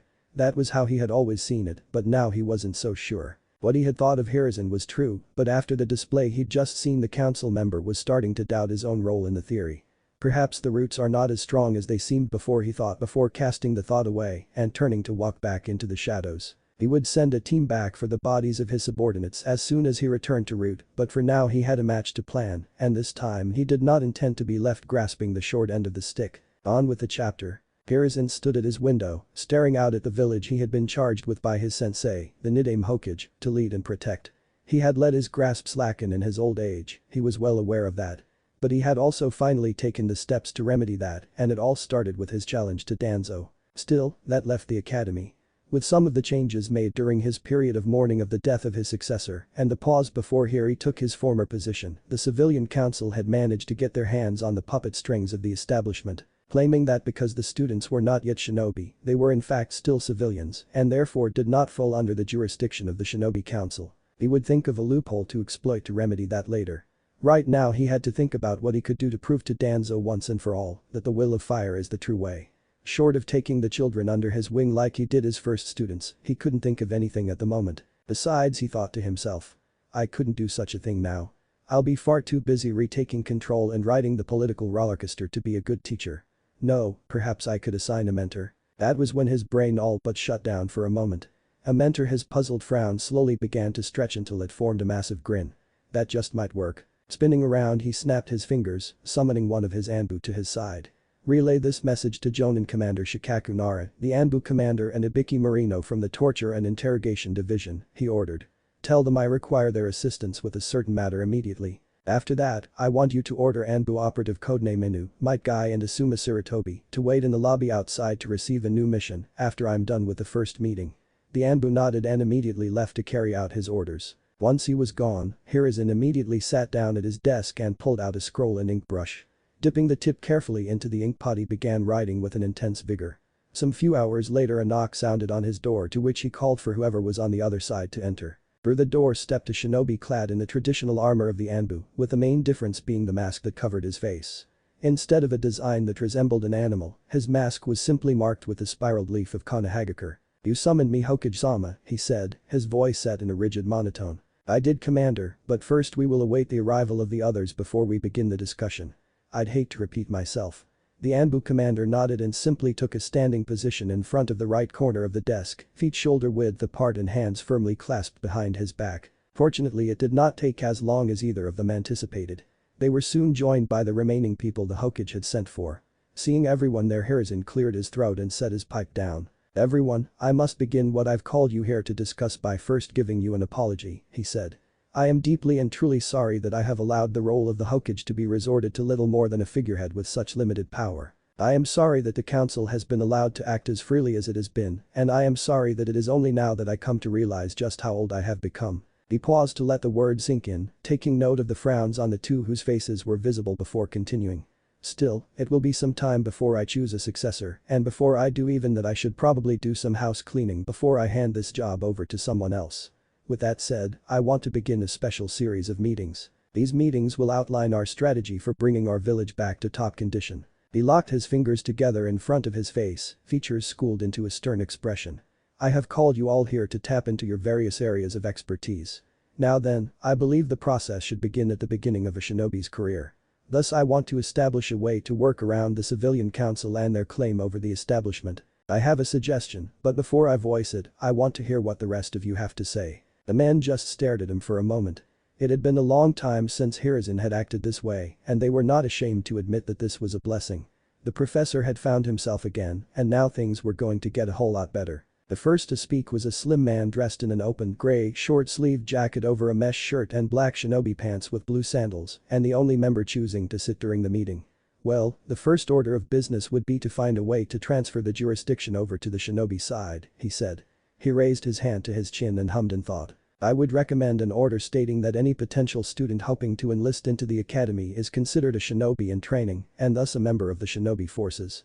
In order to make it stick, we would be required to assign a certain stipend from the village funds, similar to what we pay the actual shinobi. The man standing next to him, a tall, heavily scarred man clad all in black with his headband serving as a bandana, nodded. Shikaku is right. I'd suggest half of the bi-monthly amount that is issued to those of genin rank. It will give them enough to buy supplies such as extra study material, tools and clothing. They'll officially be paid for their services and thus be under the jurisdiction of the Shinobi Council and the Hokage. Hiruzen pulled a second scroll and began jotting down the suggestion. Very well, that should work. Now then, it is common knowledge that those with shinobi and their families will receive extra tips and guidance from them during their time in the academy, but what of the orphans and those of civilian descent?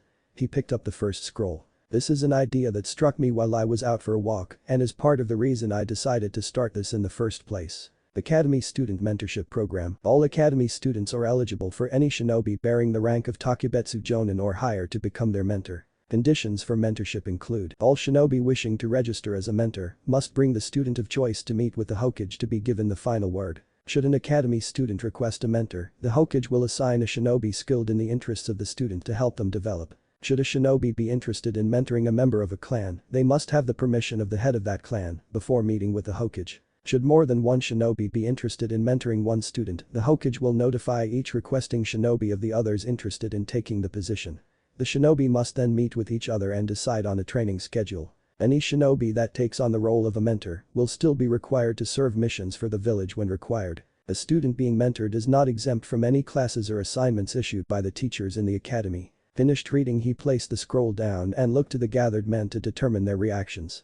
Shikaku had leaned forward, elbows rested on his knees and fingers laced together under his chin. The Anbu commander had his face tilted upward, observing the ceiling in silent thought, and finally there was Ibiki. Standing with his usual stoic expression, the tall Jonin head of the torture and interrogation division was glaring out of the window. It seems to be well thought out, he said.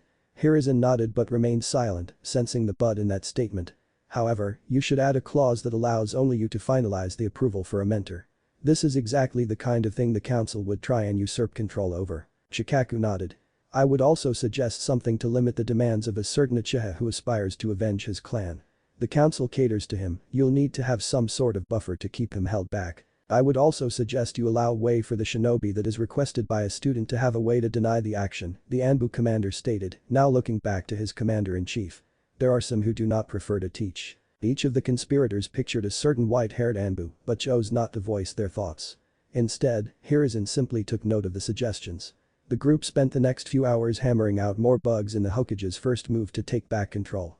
Midnight had come and gone long before they finished, but when they separated it was with a sense of satisfaction. When his guests departed, Hiruzen chose to enjoy one last smoke before retiring for the evening. As he puffed away on his pipe, the old veteran gazed at his village. He pulled a stem from his lips and tapped his bearded chin. I'm about to make the first move, Danzo, he said, his gaze hardening. Let's see how you respond. 6 months later. Alright Naruto, you've got his scent. Now the hunt's all yours. Nodding at his tutor's order, the young academy student crouched low to the ground, sniffing the small pool of blood that was there. It's close, he said, raising his head to take a whiff of the air. It passed through a few minutes ago. In a branch above him, Hana Inuzuka watched her student with a sense of pure satisfaction and pride. In the months since her mother had come home and instructed her to prepare teaching someone to handle their enhanced senses. Being a freshly promoted chunin, the Kunoichi had been apprehensive about her ability to teach. Fortunately, their clan had set classes for teaching young Inuzuka children how to use their senses in conjunction with their canine partners, so it was easy to gather the necessary guidelines and materials. On top of that, Naruto was an exceptional student. Eager to learn and better himself, in the 3 months leading up to this moment her charge was capable of recognizing and tracking almost any animal and was growing skilled in identifying people by their scents. She blushed mildly when she remembered the conversation they'd had when he asked why women smelled so different from men. Yeah, that was fun. Shaking it off, she made sure to follow the blonde as he shifted through the underbrush, hot on the trail of the deer that would be serving as their evening meal. That was another skill she'd been honing since moving into the clan compound hidden within Training Ground 44. Coming from a clan that specialized in tracking by scent as well as being highly in tune with their more animalistic nature, Hana was skilled in identifying edible and medicinal plants as was Yugao, thanks to her training as an Anbu shinobi. Both women made sure to pass this knowledge on to the boy and ensure his ability to survive in any terrain presented to him. Now they spent at least 2 days hunting and foraging, both as a way to train themselves and to save money. The less they could spend on little things, the more they could save for emergencies and special needs, according to Yugao anyway, and she was the one holding the purse strings at the time. The teen was drawn out of her reverie when she saw her student grow still, eyes focused on a point off in the trees. She saw the indicators of a pending transformation or shift as he called it, muscles rippling under the skin, fur sprouting spontaneously, his jaw widening as his face elongated into a snout. All of this and more were visible thanks to the fact the blonde-turned-red-furred boy had grown tired of ruining new clothes and chose to hunt clad in a pair of ragged shorts. Now fully transformed into his wolf form, Naruto leaped through the air with a bellowing roar. In the blink of an eye the large predator latched onto the back of the deer, his powerful jaws snapping around its neck, severing arteries and puncturing the throat. He let it drop, breathless and bleeding, to the forest floor and slowly began to regress back into his human form, wiping the blood from his chin as he did so. "Not bad," Hana said, dropping down next to him.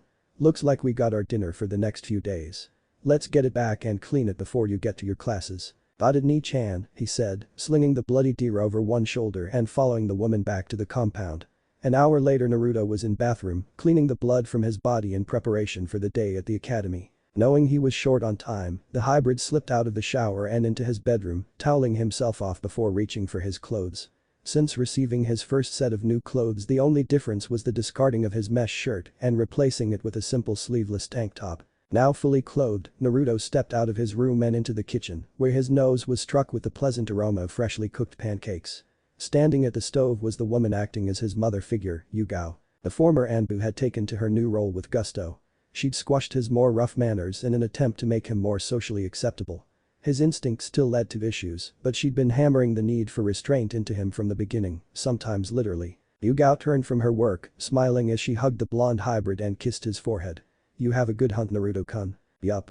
I nailed a deer so I've got something to bring with me for lunch today," he replied, sitting at the table where a plate was already waiting for him. He started wolfing down the food without reserve. "You still can't eat like a normal person, can you?" "Sorry," he mumbled around a mouthful of eggs. "Instincts." A glass of red liquid was set on the table in front of him.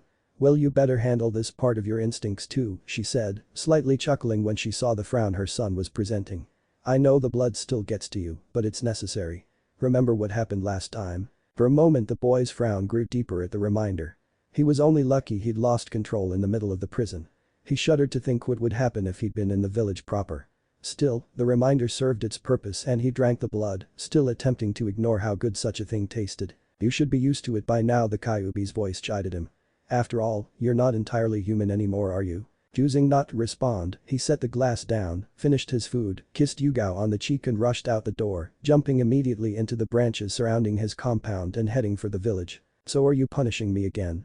No response was given, the only indication the blonde even heard his tenant was the slight twitch of his eyebrow. "Can't believe you get worked up over a couple of dreams, figured you'd be better at that stuff by now." "Shut up." "Oh," a response. "Hahaha." The dark chuckle set Naruto on edge, but then he heard a low moan and instantly his cheeks turned as red as a batch of ripe tomatoes. "Don't stop, Naruto-kun, please don't stop." "Kurama. Stop doing that." "But you're the one that had the dream." "Face it, little wolf cub, you're an animal now and you have urges. That doesn't mean I'm going to just mate with any random girl just to get off. So now your precious Ni-chan is a random girl." The giant fox chuckled as his host attempted to stutter out a rebuttal. "Maybe you should tell her. She's a kunoichi and a chunin at that. Maybe you'll get a couple of good strong kids out of that one." The thought of Hana and children sent the poor boy for a loop and he missed the branch he'd been aiming for, slipping and slamming his face into it instead. "Shut up. What is the matter with you? I'm locked in a sewer of a mindscape, what else am I gonna do? How about not annoy the guy you're sealed inside?" "That'd be nice." "Since when have I been nice?" The fox shrugged. "Alright, so not the dog girl, how about that Mabui chick? She's cute and you two won't stop riding each other. Don't even go there." The tone itself was enough to warn off the Kyuubi and he wisely chose to back off. Still, he couldn't help but smirk. Since the night he met the girl, the boy had been protective, like a wolf protecting his mate. He truly had adapted to his monstrous DNA. Seeing his host had managed to reach the village, he sat back and watched as yet another day in the boring academy was about to commence. The academy. Naruto stepped through the classroom door with 20 minutes to spare. He paused to see if anyone else was there, and once he counted the 2 others who managed to arrive before him, he moved to sit in the back of the room. He had a moment of peace and was beginning to contemplate the values of life when the window 1 row down from him was kicked open and in jumped his primary tormentor since the beginning of his 3rd attempt at the academy. "Alright. We're not late this time, Akamaru," the boy yelled, throwing his arms up in the air in victory. The small white puppy that was taking perch in the front of his jacket gave a bark of agreement at his master's call. Naruto did his best not to laugh at the display. The boy was the same age as Naruto and had wild brown hair that was just as spiky as the blonde's. He was dressed in a dark gray hooded jacket with a black fur lining around the hood and the hems of his sleeves, coupled with brown trousers and blue sandals. His sharp black eyes shot around the room before locking with his so-called rival's ocean blue, while he grinned broadly, the red fang tattoos on his face adding to his feral appearance. "Naruto. What's up, wolf pup?" The hybrid laughed and shared a high five with the newcomer. "Nothing much, dog breath. How's the family?" "Well, Hana, you already know about, but mom's wondering when you're gonna drop by for dinner again." He plopped down in the seat next to Naruto and kicked his legs up on the desk.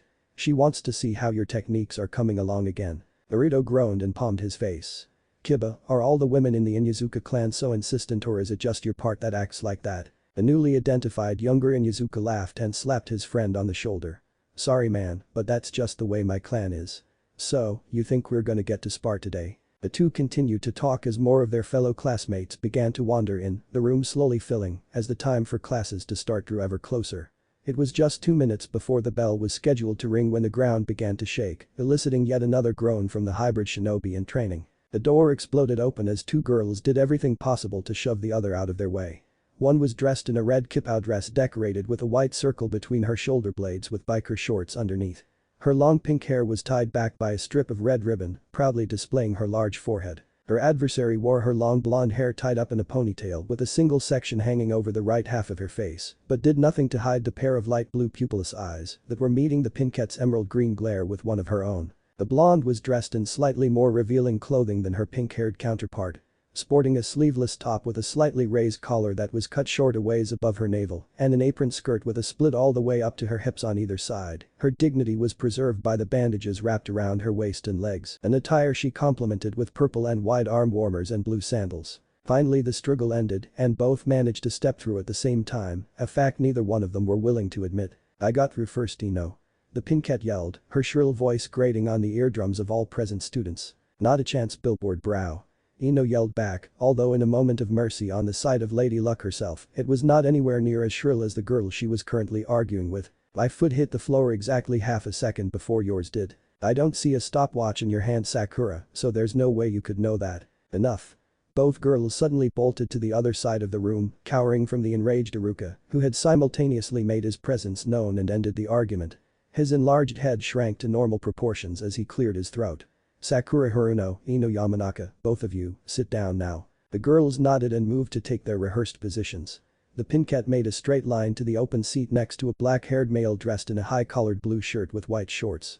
His ebony eyes never wavered from the invisible spot on the wall he seemed to be staring at, not once acknowledging his new neighbor. Ino, on the other hand, bolted up to the back row and daintily sat on the seat next to Naruto, doing her best to smile sweetly at the boy. That was another thing Naruto was having trouble getting used to. It turns out that having a natural alpha presence that was coupled with a feral appearance gifted the blonde with the rugged bad boy look some girls seemed to be drawn to. This, unfortunately, led to the birth of his own fan club, the second largest in the school. His only competitor was the boy currently ignoring the admiring stare of the Haruno, a boy named Sasuke Uchiha.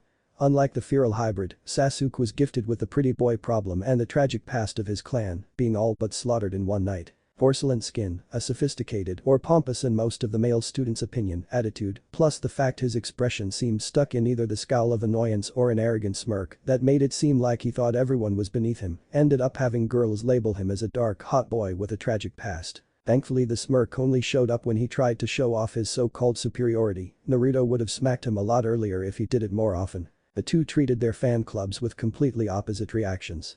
Sasuke chose to ignore them, avoiding any interaction with them or anyone really.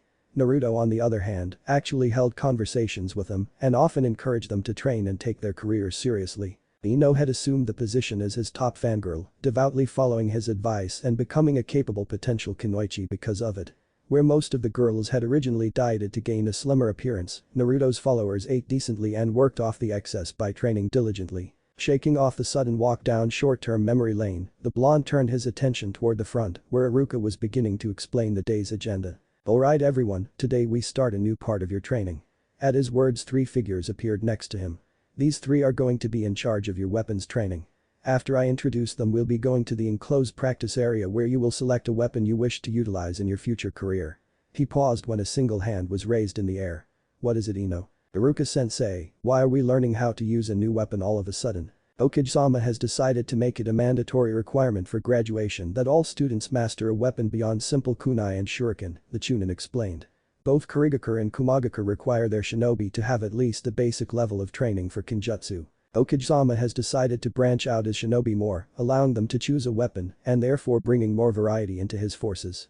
Satisfied, the blonde returned to her seat as Iruka turned to indicate the shinobi standing the closest to him, but another comment stopped him. "You forgot to mention Tsunagakure-sensei, the one known as Shino Aburam said. Do they not have a weapon course?" "Actually they do, Shino, but they have them begin the training after graduating as genin. We're starting the training during the academy, which gives you more controlled environments to learn as well as plenty of time to sharpen your skills before you begin missions." He saw the Aburam and several others nod in understanding and turned to finally begin his introductions. "This is Heiei Jekko, he'll be training anyone who chooses to use a blade as a weapon." The man Iruka indicated was dressed in the standard attire of a jonin with his headband worn like a bandana over his head, his dark brown hair protruding from the bottom, and a single lock dangling between his eyes. The man's face was incredibly pale, dark shadows under his eyes, suggesting a lack of sleep and overall poor health. Naruto briefly noted the plain katana at his waist before moving on to look at the next guy.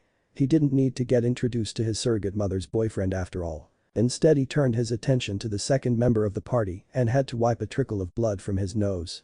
This woman was, without a doubt, the one with the biggest assets he had seen yet. Dressed in a tan trench coat over a mesh shirt that hugged in all the right places and an orange skirt that was too low to serve any purpose but to entice the eyes of any hot-blooded male, the woman was introduced by his sensei as Anko Midarashi, the woman who would be teaching the Kunoichi how to use different types of throwing instruments and poisons. For just a moment Naruto regretted being a guy.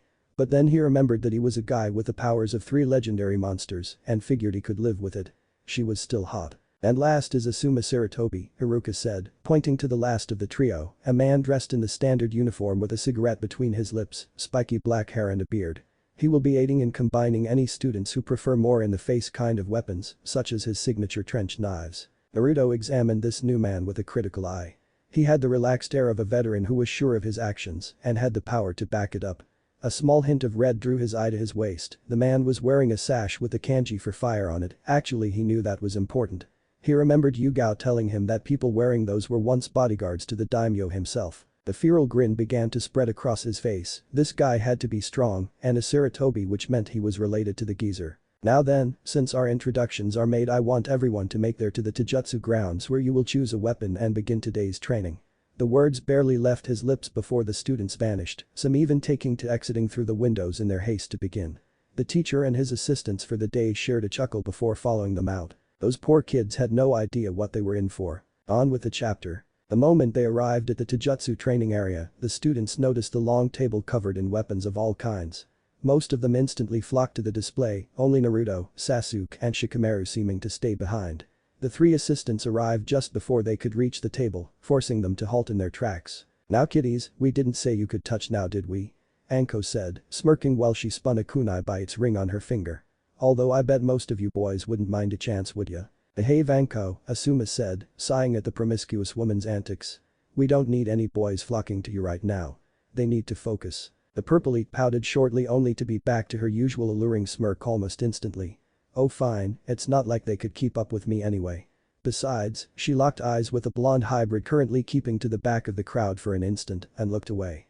"There's maybe only one here who could actually catch my eye." A soft cough from the sickly Hay drew the eyes of those around him, which he returned with his usual deadpan stare. "If we are done with the banter, perhaps we can begin." Sure thing," Asuma replied and turned to face the crowd. "Alright everyone, listen closely. I want each of you to split up into 3 groups. All the aspiring kunoichi will go to Anko, while the boys will split into even groups between Heiei and me. Once that's done, we'll begin today's training." A great deal of shoving and yelling later, the class did as instructed, resulting in Naruto in the group with Asuma and Sasuke with Hayato. Next, each of the veteran shinobi moved to different areas of the long table and instructed them to find a weapon they felt comfortable with, and they would do their best to help them begin learning how to use it. Naruto watched them all, choosing weapons like swords, kusurigama, and even a club here and there, but he didn't see anything that interested him. Soon he was the only one left, even Shikamaru had chosen a weapon, muttering about how troublesome the whole thing was in the process while walking. Having trouble there, kid? He glanced over his shoulder to find Asuma standing there, hands in his pockets and an easy smile on his face. You can't find what you're looking for here. The hybrid student shrugged. It's not that, there's plenty of interesting stuff here, but there aren't many weapons here that match what I'm trying to find. Well, what exactly are you trying to get out of this then? Has the old man told you about what I can do? My dad isn't the only one talking about you, Naruto, he replied, leaning in close to make sure they weren't overheard. Considering your status and this new power of yours, you're the talk of the shinobi side of town. Now, you still haven't answered my question. What kind of weapon are you looking for? Naruto frowned in thought, trying to find the best way to describe his intentions. I need something non-lethal, he finally said. Non-lethal? Why would you want something like that? Well, the thing is with my new bloodline I'm built to hunt, track, and kill, but that won't do much good if I'm ordered to capture now, would it? The bearded jonin chuckled and cupped his chin in thought. No, I suppose it wouldn't. Now I think I'm starting to get where you're coming from. You want something that will counteract your lethality and give you a way to break instead of slaughter your quarry. Well, I think I have just the thing. Moving over to the table, Asuma beckoned the hybrid over and showed him two different weapons. The first was a pair of poles as long as his arm with a handle about 6 inches from one end, and the other was a staff as tall as he was made from black wood. These are the bow staff and the tonfa, he explained. They're more focused on striking weak points in the body and are good for both offense and defense if you use them right. Why don't you try the tonfa first? If you don't like them, I can give you a few pointers with the staff. How does that sound? Naruto happily agreed and immediately set off to find a free spot to practice. Once he was a good distance away from the others, he set the weapons on the ground and picked up the scroll that had been sitting next to them. It contained a few basic kata for fighting with the tonfa, which he took a few minutes to memorize before setting it down and picking up the dual weapons. Spinning them to place the long end against his forearm, the boy set his body in the stance he had been developing, with the help of Hana and a few of the other Inizuka members. Spreading his feet slightly wider than shoulder width, he lowered himself down until his legs were bunched, ready to spring as one arm was poised forward, ready to block or redirect an attack, while his right arm was slightly back, poised to make an instant strike when his opponent was open. He paused long enough to exhale the air from his lungs, letting his muscles relax before stepping forward and striking with his chambered fist, the short end of the tonfa, extending just far enough in front of his knuckles that had he been fighting a person and connected, would have struck in the sternum. He spent half an hour following the directions and illustrations in the scroll as he practiced using the tool and gradually growing more comfortable with it.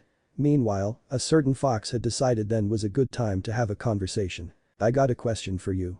The sudden sounding of the voice in his mind caused Naruto to stumble, but he quickly recovered himself and started to form over again. What is it? How come you only use the giant transformation? You mean there's more? Do you really think I would give my host the ability to only transform into the amalgamation of 3 powerful creatures and not think of him being able to use their forms separately? Naruto could feel the deadpan expression the Kyuubi was sending him through their mental link. Yes, you have a point there, but how would I be able to use them? Every time I try to transform I only change into the big guy. That's because it's the only form you are familiar with, he explained. You have to consciously will yourself to take on the full form of one of the 3, but be cautious, I do not know what effects it could have on your human form. I'll keep that in mind. Good. Oh, by the way, I hope you enjoy what's about to happen. What are you? His train of thought was brought to a grinding halt when he felt a hand touch his extended arm, moving it slightly down, while a foot nudged his own slightly outward to steady his stance. For a moment, he thought it was just Asuma until he felt something large and incredibly soft press against his shoulder. A soft whisper of warm breath trailed against his ear and he felt his entire body freeze. Oh shit. Not bad, Naruto-kun, the sultry voice of Anko Mitarashi whispered in the boy's ear, sending pleasant shivers down his spine. You might be a natural. The poor hybrid swallowed the swelling lump in his throat with some measure of difficulty and managed to force out a response. Thanks, Mitarashi-sensei. Ooh, sensei, huh? She pressed herself even closer against him, guiding him through yet another fluid step of the kata he had been attempting, while breaking his concentration with the smell of red bean soup and dango, mixed with copious amounts of sake that coated her body like a shroud. I could get used to hearing that, but drop the Mitarashi, will ya? I'm not one for formalities, and Anko-sensei just sounds better to me. Naruto closed his eyes and began silently counting. He could feel the beast inside demanding he stake his claim on the succulent woman that was teasing him so, to dominate her and make her his.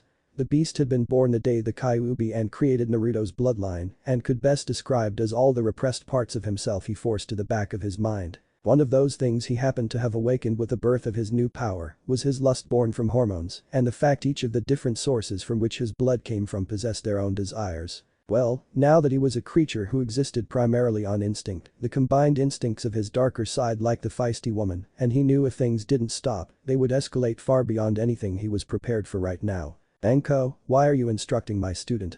Never had Naruto ever been so happy to hear a man's voice.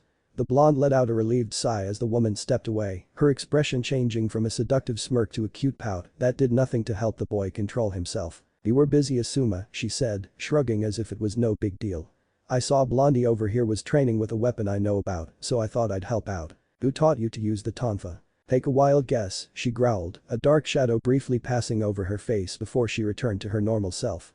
"Look, I've got the girls doing some throwing practice right now and they don't really need much help until they get into the more complicated stuff and that will take a few weeks of basics first. I can help Blondie here get Fukada down while that's going on." Asuma saw the pleading look the hybrid was directing towards him from behind the purple-haired woman, but he couldn't help but sigh in defeat. "You have a point Anko," he said, feeling a brief jolt of guilt at the look of betrayal on Naruto's face. "We've got 2 hours for this class, so how about you take the first hour with the tonfa and I get the second with the bow staff." The trench coat-clad Kunoichi snapped a mock salute and giggled as the chain-smoking Jonin walked away, offering a silent plea for mercy on the soon-to-be traumatized boy's soul. XXXXXXXXXX. "So you're saying you can't get anything from him?" The tall man shook his head, the pale blonde ponytail at the base of his neck, waving with a subtle motion. "I'm afraid not Hokage-sama. When I entered his mind I found an extremely complex seal that appears to be drawn into the man's very brain. Anko and I have had just as little luck with extracting information the old-fashioned way," Ibiki said from his place next to the blonde. Hiruzen frowned, glancing down at the photo of the man sitting on his desk. His features were rather plain, a square jaw, straight nose and mud-brown eyes, coupled with medium-length black hair. He had been caught trying to infiltrate the records of the shinobi in the Anbu forces and taken immediately to the T&I division and given to Ibiki. The elder shinobi puffed idly on his pipe as he read the report from their little sessions. Both Ibiki and Anko had applied their specialties to the infiltrator, but it appeared he had no knowledge of his mission at all. Both psychological and physical torture had provided minimal results, thus the master of the mind was called in. Inoichi Yamanaka, the current head of the Yamanaka clan and one of the greatest masters of his clan's signature techniques. There has almost never been a mind that didn't break under his tender care, and to find out that this was one of those rare few left the Hokage feeling unsettled. He was pondering what he should do next when his eyes fell upon a certain old book he had happened to borrow from the village's new clan. Wait, a sudden memory tugging at the edge of his mind, Hiruzen set the report he had been reading down and picked up the pick, turning the pages to a particular section. His frown deepened once his suspicions were confirmed. "I can possibly write a negating Fuinjutsu formula for whatever seal it is keeping his memories locked away," he said as he set the still open book back to the side. "But that will take time and trial and error, both of which we just do not have the time for." "Then would you like me to try and force my way through Hokage-sama?" Inoichi asked. Hiruzen shook his head. "No, we don't know what sorts of traps are hidden in that seal, but there may be a way to work around it so that we don't even need to negate the seal at all." "And what way would that be, Hokage-sama?" "Send word to Anko at the academy," he replied. "Tell her to bring Naruto Uzumaki to the division once classes are over." Ibiki's frown deepened and he shared a brief glance with his colleague. "Hokage-sama, I fail to understand what good Uzumaki will do at a time like this." The veteran leader held the book out in a silent order which both men followed without question. A few moments of scanning the page presented to them and their eyes widened. "If this is true," the clan head said, "then he may just become one of the top interrogators along with yourselves," Hiruzen said. The hat symbolizing his state of office was casting a shadow over his face, leaving all but his left eye and the same side of his mouth in darkness. His eye seemed to take on an odd glow that was strangely ominous to the two men. "I think it's time to find out if the author of that book was right about his lore." XXXXXXXXXX. "So why are we here?" Finding himself standing outside of an office building was not in Naruto's plans for after school. Yet almost the second Iruka and Mizuki said class was dismissed, the hybrid had found himself snatched up by Anko, who saw fit to jump through a still-closed window before using the shunshin to bring him to said building. The purple-haired Kunoichi shrugged and started walking toward the front door. "Don't know kid, the big cheese had to bring your cute ass here so I brought it. Now get inside so we can figure out what he wants with you." Naruto did his best not to show a reaction to the cute comment and followed the woman. Nodding to the secretary at the front desk but pausing when he saw Anko heading for a door to the basement. He quickly jogged to catch up and followed her through, raising an eyebrow as she didn't even pause in her own movement. Why are we going to the basement?" "Pipe down and you'll see," was the eloquent answer. The hybrid shrugged and decided to trust her for this. They reached the bottom of the stairs and Naruto watched as she stepped out into the center of the floor. "Hey, you might want to come over here if you plan on coming along." Once he took his place next to her, Anko raised a hand to her mouth and bit down on her index finger hard enough to draw blood. Her other hand grabbed Naruto's shoulder while she let a single drop fall to the concrete floor. The next thing Naruto knew, there was a bright flash and he was suddenly standing in a hallway. A dimly lit hallway lined with doors. "I'm glad you could join us, Naruto," a familiar voice called from behind him. Turning, the student was met with the sight of Hiruzen Sarutobi standing there, flanked by two men he'd never seen before. His surrogate grandfather's face was grim as he met the boy's curious gaze. "I'm afraid we need your help with something." "Okay, what would that be?" Hiruzen sighed and turned to walk down the hall, Naruto falling in step at his right while the rest of the group walked behind them. "This is the torture and interrogation division," he said. "I'm sure the name explains its purpose rather well, so I'll leave that for later. Right now, we have a man held here who we are having a difficult time getting to cooperate. He is unresponsive to physical interrogation and his mind is sealed so well that my top personnel are finding it rather difficult to break him." "Alright, but what do you need me for?" "I remember you once telling me that human blood is one thing you have yet to fully accept as part of your routine. Would you mind explaining why that is for the benefit of our company?" The blonde's expression turned uncomfortable, but he answered anyway. "It's because whenever I drink the blood I've gotten from the medical packs, I can feel emotions that aren't my own for a little bit." "Only emotions?" Inoichi asked. "The blood is old and has been stored for a long time," Hiruzen explained. "Thus all Naruto really ever gets are impressions of the donator. But if he were to drink from a fresh source," Ibiki's voice trailed off as the full meaning to Hiruzen's plan finally clicked in his mind. Judging by the grim frown on the boy's face, the man also knew he had figured it out as well, and his next statement only confirmed it. "So you want me to have a try at this one?" "Yes, it is important that we get the information that is stored within the man's mind, and right now you're our best chance at retrieving that information." The old man suddenly came to a stop. "This is the room where we are keeping him. We will be in the next room over," observing the procedure. He glanced at Naruto and saw the hesitance in his body language. Sighing, he placed a hand on the boy's shoulder. "If I knew of another way, I would use it, Naruto. But we need this information and you're the only one who can help us now. If it helps, try to look at this as a way to practice your new powers." A group left Naruto standing in front of the door, moving to take their spot in the observation room while giving him time to collect himself. "Why are you hesitating?" "I don't know." "You're scared, aren't you?" "Look, we talked about practicing taking on a full form, a vampire is just as good a place to start as the other two." "I know, but it's not that simple. Simple is not the life of a shinobi kid or a monster. You're becoming both, so you might as well get used to it." "Fine, how do I do this?" "Imagine the feeling of changing, but try to direct the flow of the transformation. Try to find only the sensations that come for your vampiric blood and force those to the forefront." Naruto closed his eyes, letting his mind wander as he called on what had become a familiar power over the months. When the first brush of the change tickled at the base of his spine, Naruto forced it to wait, searching through it until he found what he was looking for.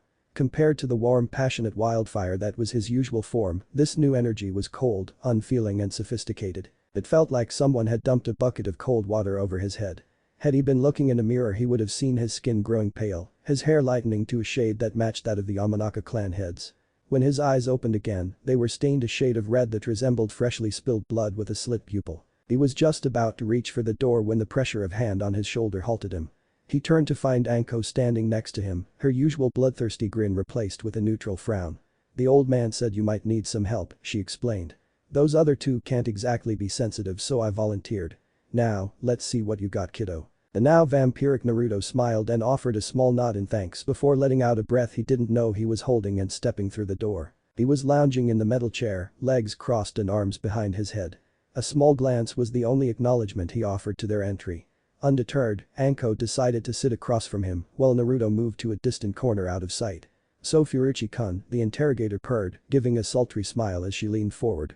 "You ready to talk yet?" "I told you already, you freaky snake whore, I'm not telling you anything else." Anko pouted at the man's rude response.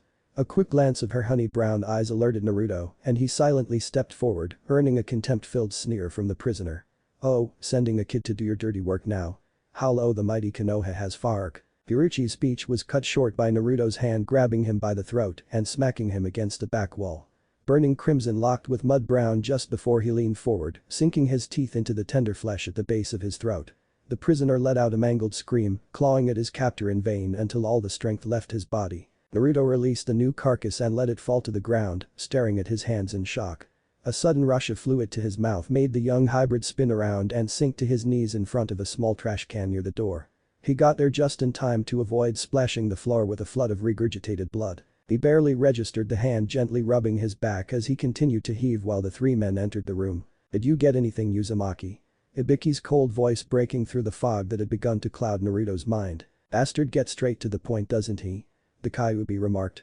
"Guy must really be the life of a party." Naruto resisted the urge to growl. "Did we get it?" "Yeah, it's all here. The guy's whole pitiful life story is locked away somewhere in this dump of a mindscape. Is there some way to show them?" "Well, I'm betting that blonde is a Yamanaka. If you would have paid attention to that clan book your mother gave you then you'd remember they have a jutsu that lets them look at a person's mind. Wouldn't he be cautious about doing that considering you're here? Just tell him you can keep me at bay, I'll play the part and they'll be none the wiser." Naruto sighed but nodded in answer to Ibiki's question. The scarred Jonin nodded and turned to Inoichi. "Do you think you can extract it safely?" The clan head frowned in thought. "It's possible," he said. "The Kyuubi will most likely be linked to Naruto's mind in some way, but if I avoid the area where it's located, then I should be safe." "Naruto, do you think Inoichi will be safe in your mind?" Hiruzen asked. He was aware of his surrogate grandson communicating with his tenant, but Naruto had never told him just how much they talked. It would make getting the information easier if he could see it directly. Naruto glanced at the man, his brow furrowing. Now that he was getting a good look at his fellow blonde he thought he looked familiar, especially that hair. Dismissing it for later he made a show of diving into himself, letting his eyes gaze off to the side. A few seconds later he nodded. "Yeah, he'll behave. And I can be there to keep him safe. Wait, you can enter your mindscape at will." The group looked at the startled Inoichi. "Do you know how difficult it is to reach such a stage of self-awareness?" "What are you talking about?" The clan head grunted and rubbed his forehead in an obvious attempt to avoid a headache. "I can explain later. For now, please relax and I'll begin extracting the information." Naruto nodded and followed the instructions of the clan head, taking a meditative position on the floor while the veteran placed his hand on the boy's head. The faint blue aura sprung to life around the point of contact as a flood of information began to pass into the elder blonde's mind. Once he'd extracted everything he needed, Inoichi prepared to separate himself only to receive a massive surge of pure bloodlust that physically stung. Jerking back from Naruto, the clan head panted in exhaustion. Keeping the urge to fight under control had drained him both physically and mentally, leaving his chakra depleted and his body exhausted. "Sorry," Naruto said. The blonde was scratching at the base of his neck in nervous anxiety. "He can be a bit of a prankster. Did you see his face?" The fox howled. "That was just hilarious. You said you'd behave." "I said I'd play the part, I didn't say it was the part of disgruntled prisoner. I really hate you sometimes." "Don't worry Uzumaki-san," Inoichi's strained voice cut off any rebuttal the fox would have made. "I was able to retrieve the information, that's all that matters." Hiruzen nodded. "Very well, I want a written report on my desk tomorrow morning. Ibiki, have the remains taken care of while Lanko and I escort Naruto home." The old shinobi and young woman took position on either side of the hybrid, gently helping him to his feet. "Are you alright Naruto-kun?" the cage asked. "Yeah, I just feel a little dizzy." The blonde swayed uncertainly on his feet and then his eyes rolled back into his head just before he fell against the old man. His skin returned to its original tanned complexion and his hair became bright blonde again. "It seems this form is draining on Uzumaki's stamina," Ibiki said and moved to stand next to the blonde. A quick check determined he was merely exhausted and he watched as the trio vanished before turning to his colleague. "So what was his mind like?" Inoichi suppressed the urge to shudder. "Truthfully, I saw a few of his memories during the transfer." He frowned grimly at the memory before meeting Ibiki's eyes again. "And to be blunt, I'm surprised he hasn't gone either insane or rogue by now." The head of the T&I division nodded. "His will and determination are something I can honestly say are something I respect with every fiber of my being," he said. Inoichi nodded and finally heaved himself to his feet. "He'll go far, that is a guarantee. I've also heard from my daughter that he seems to encourage his fangirls to actually train. She's even asked me for more training in our clan's techniques. Anyway, me and some of the guys are meeting for drinks later. You wanna come?" Ibiki shrugged. "Sure, that was the last victim for now anyway." Chapter 6. So, it seems you will need to practice with your new abilities even further. The deep baritone of the giant fox echoed in the forest clearing that Naruto's mindscape had become. The demon was lazily sprawled on the meadow's grassy floor, enjoying the subtle breeze that ruffled his fur as he gazed toward his host. Still, your darker side's transformation is rather intriguing and something I did not account for. The blonde hybrid was standing on a tower of stone that rose like a monolith from the center of the clearing. Eyes as blue as the purest of sapphires trained on a full moon that lit up the night sky above him, while a second figure was sitting comfortably at the rock's base. This figure held the very same pale appearance as that of the vampiric form he had taken at the T&I division headquarters. "I take the form of his monster side," the vampire stated in a matter-of-fact manner as it turned blood-red eyes with the crimson gaze of the nine-tailed fox.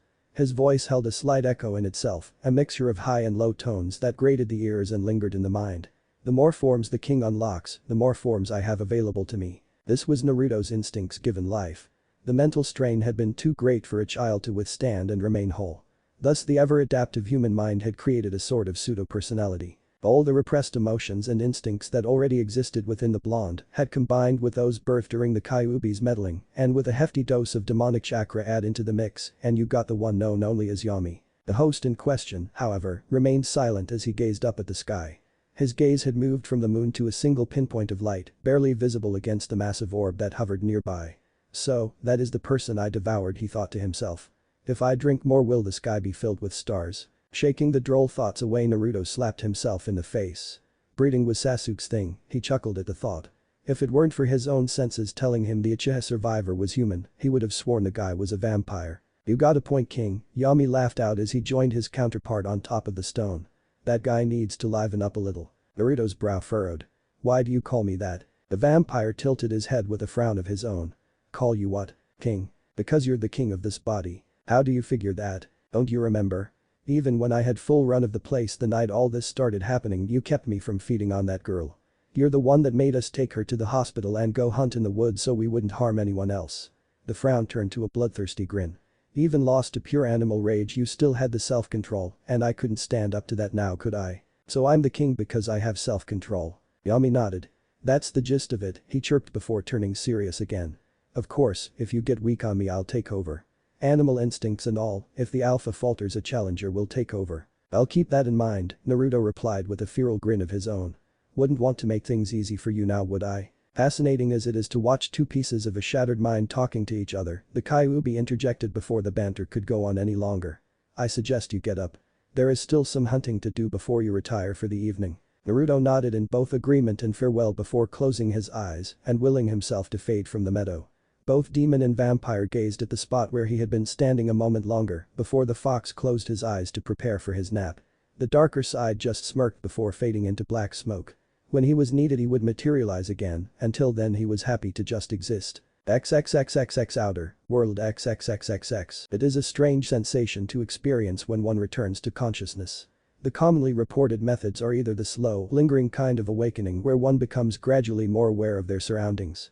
The other was a more violent plunge into the waking world, and this was usually accomplished via some sort of outside stimuli, such as a cold splash of water or a slap to the face. For Naruto Uzumaki, recovering from his exhaustion was a slow process. He first became aware of darkness, one he eventually recognized as originating from the back of his eyelids. The slight cracking of one eye was awarded with a lance of pain, and it slammed shut immediately, while a groan rose unbidden in his throat. That was when his sense of hearing decided to kick in, allowing him to perceive the sharp crisp sound of a page turning and the rustle of cloth as someone shifted their position in the chair near his bed. His senses were not blocked by the sealed items Yugao had given him, and he took full advantage of that fact, inhaling just enough to catch the scent of his observer. The gentle melody of smells that wafted through his sensitive nostrils was a mix he had practically memorized during the weapons training. It was a mixture of the coppery tones of human blood, accompanied with the sweetness of dango and the bitter burning of low-quality sake. Beneath it all he could smell the scaly stench of a serpent and heavy musk of fresh mud.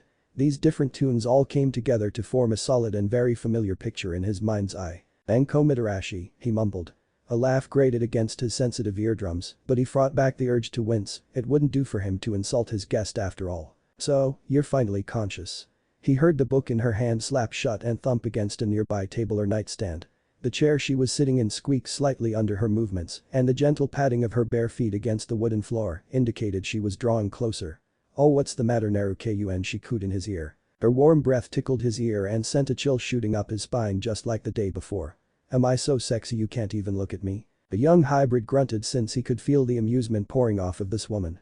Deciding it was in his best interest not to answer without consideration, the blonde fumbled at the nightstand until he felt the familiar form of his sunglasses and slipped them on. Feeling the dulling seals taking effect, he cracked his eyes open again and smirked at the perplexed standing over him. Forgive me, but I find beautiful women a lot easier to handle when they can't see my eyes. The smirk changed from flirtatious to predatory at those words. Ooh, I like you vamp. We're going to have so much fun together. As much fun as it would be to see if you could succeed in making Naruto score Manko, the chastising voice of Naruto's adopted mother, startled them both.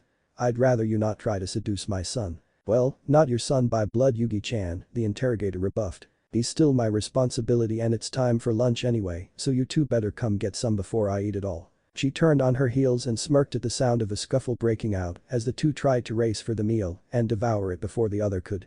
Of course, the meal quickly degenerated into a battle between the two as they tried to steal each other's food. While Naruto's raw speed and strength would normally put him in an advantageous position, the wily Anko demonstrated the true reason she was so deadly by applying her skill born of experience and her own uncanny flexibility as she wove around the blonde's blurred limbs to pluck the food from his plate. Meanwhile, the purple-haired swordswoman watched on with a smile and a small urge for some popcorn after she made it clear whoever touched her own meal would lose a hand. Sadly, she did not have the opportunity to see the conflict through to the end, for her attention was diverted by the glowing of the seals, indicating someone had breached the perimeter of the tree-born compound.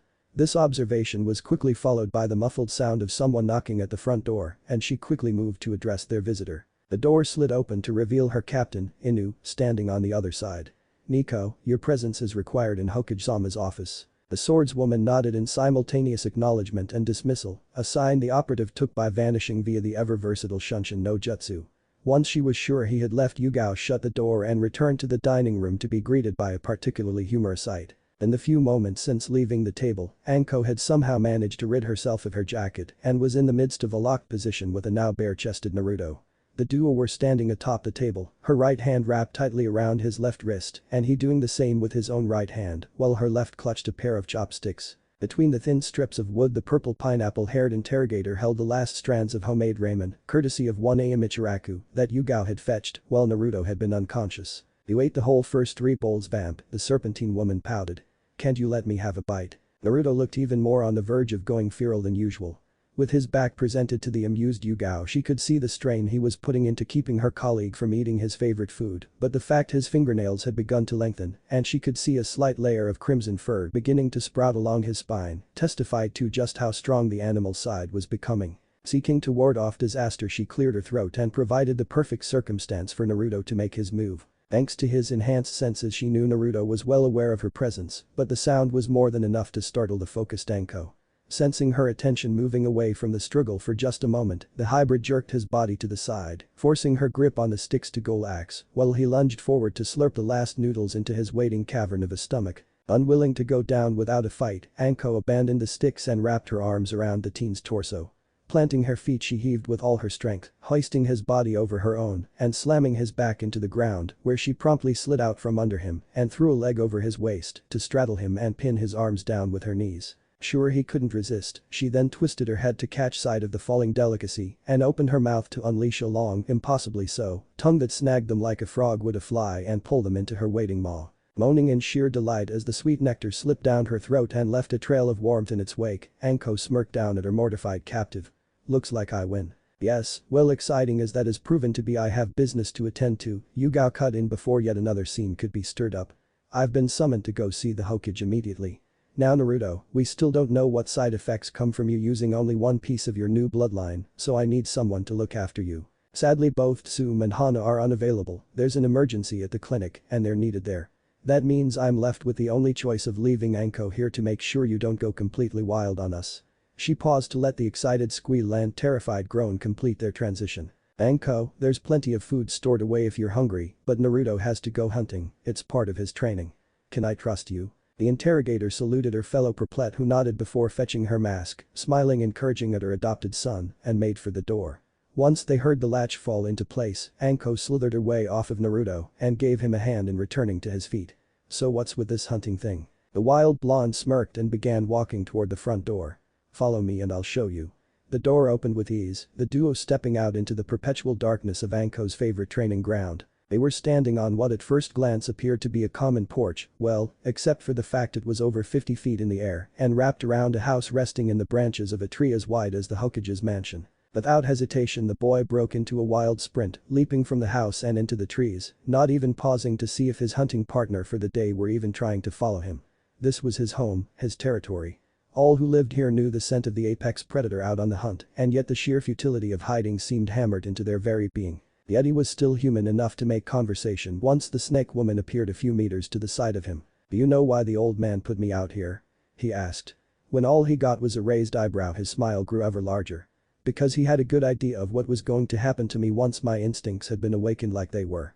He began to feel a familiar heat rising in his chest, the change was close, and he had to hurry if he wanted to explain further. "The thing is, I like this side of myself. Maybe it's the thrill of being an animal or just loving the freedom that animal brings with it. I don't know and I don't really care either, all I know is that here is where I can let go. Here is where I truly feel free." But that he released the mental holds and called on his inner power, while dropping like a stone to the forest floor. Like before he focused on one aspect, only instead of the cool sophisticated feeling he found triggered his vampiric powers, he looked for something else. The feeling he poured his focus into this time was even more feral than his hybrid form. The true embodiment of the animal, the predator and the beast, that is what he wanted this time. And like a starved animal being offered its favorite meal, it rose with a vicious howl and leaped for the surface. In an instant fur as red as the Kyuubi's own sprouted from his skin, covering and hiding the muscles beneath as they twisted and contorted to fit the new form his body was trying to present. Teeth meant for rending flesh from bone, filled a jaw that was expanding into an elongated snout, accompanied by the snapping of bone as arms, legs, spine and ribs all shifted to become something truly monstrous. He stumbled along the ground at first, but his step soon became resolute, even as his back arched and hands as big as his original head pawed at the ground. A beam of moonlight struck this new figure to reveal a true werewolf had been born from the blonde hybrid. No wings sprouted from this one's shoulders, no, it was a wolf and only a wolf. Naruto's third form had been unleashed on the earth, and it was hungry. Thankfully, a breeze carrying a particularly delicious scent tickled his senses, and he honed in on it like a fly to honey. Leaping toward the source, the changed academy student left the perplet in the dust and in mere seconds, found himself standing amidst his next meal. It was a pack of wild boars, the smallest of them still 3 times as large as his wolf form, and every single one of them was staring at him with their beady little eyes. "Looks like you found them, King," the voice of Yami echoed in his mind. "You mind letting me have a go?" "Not a chance," Naruto bit back while crouching low to the ground. "I won't learn anything if you're the one running the show." The largest of the pack was approaching and he needed to focus.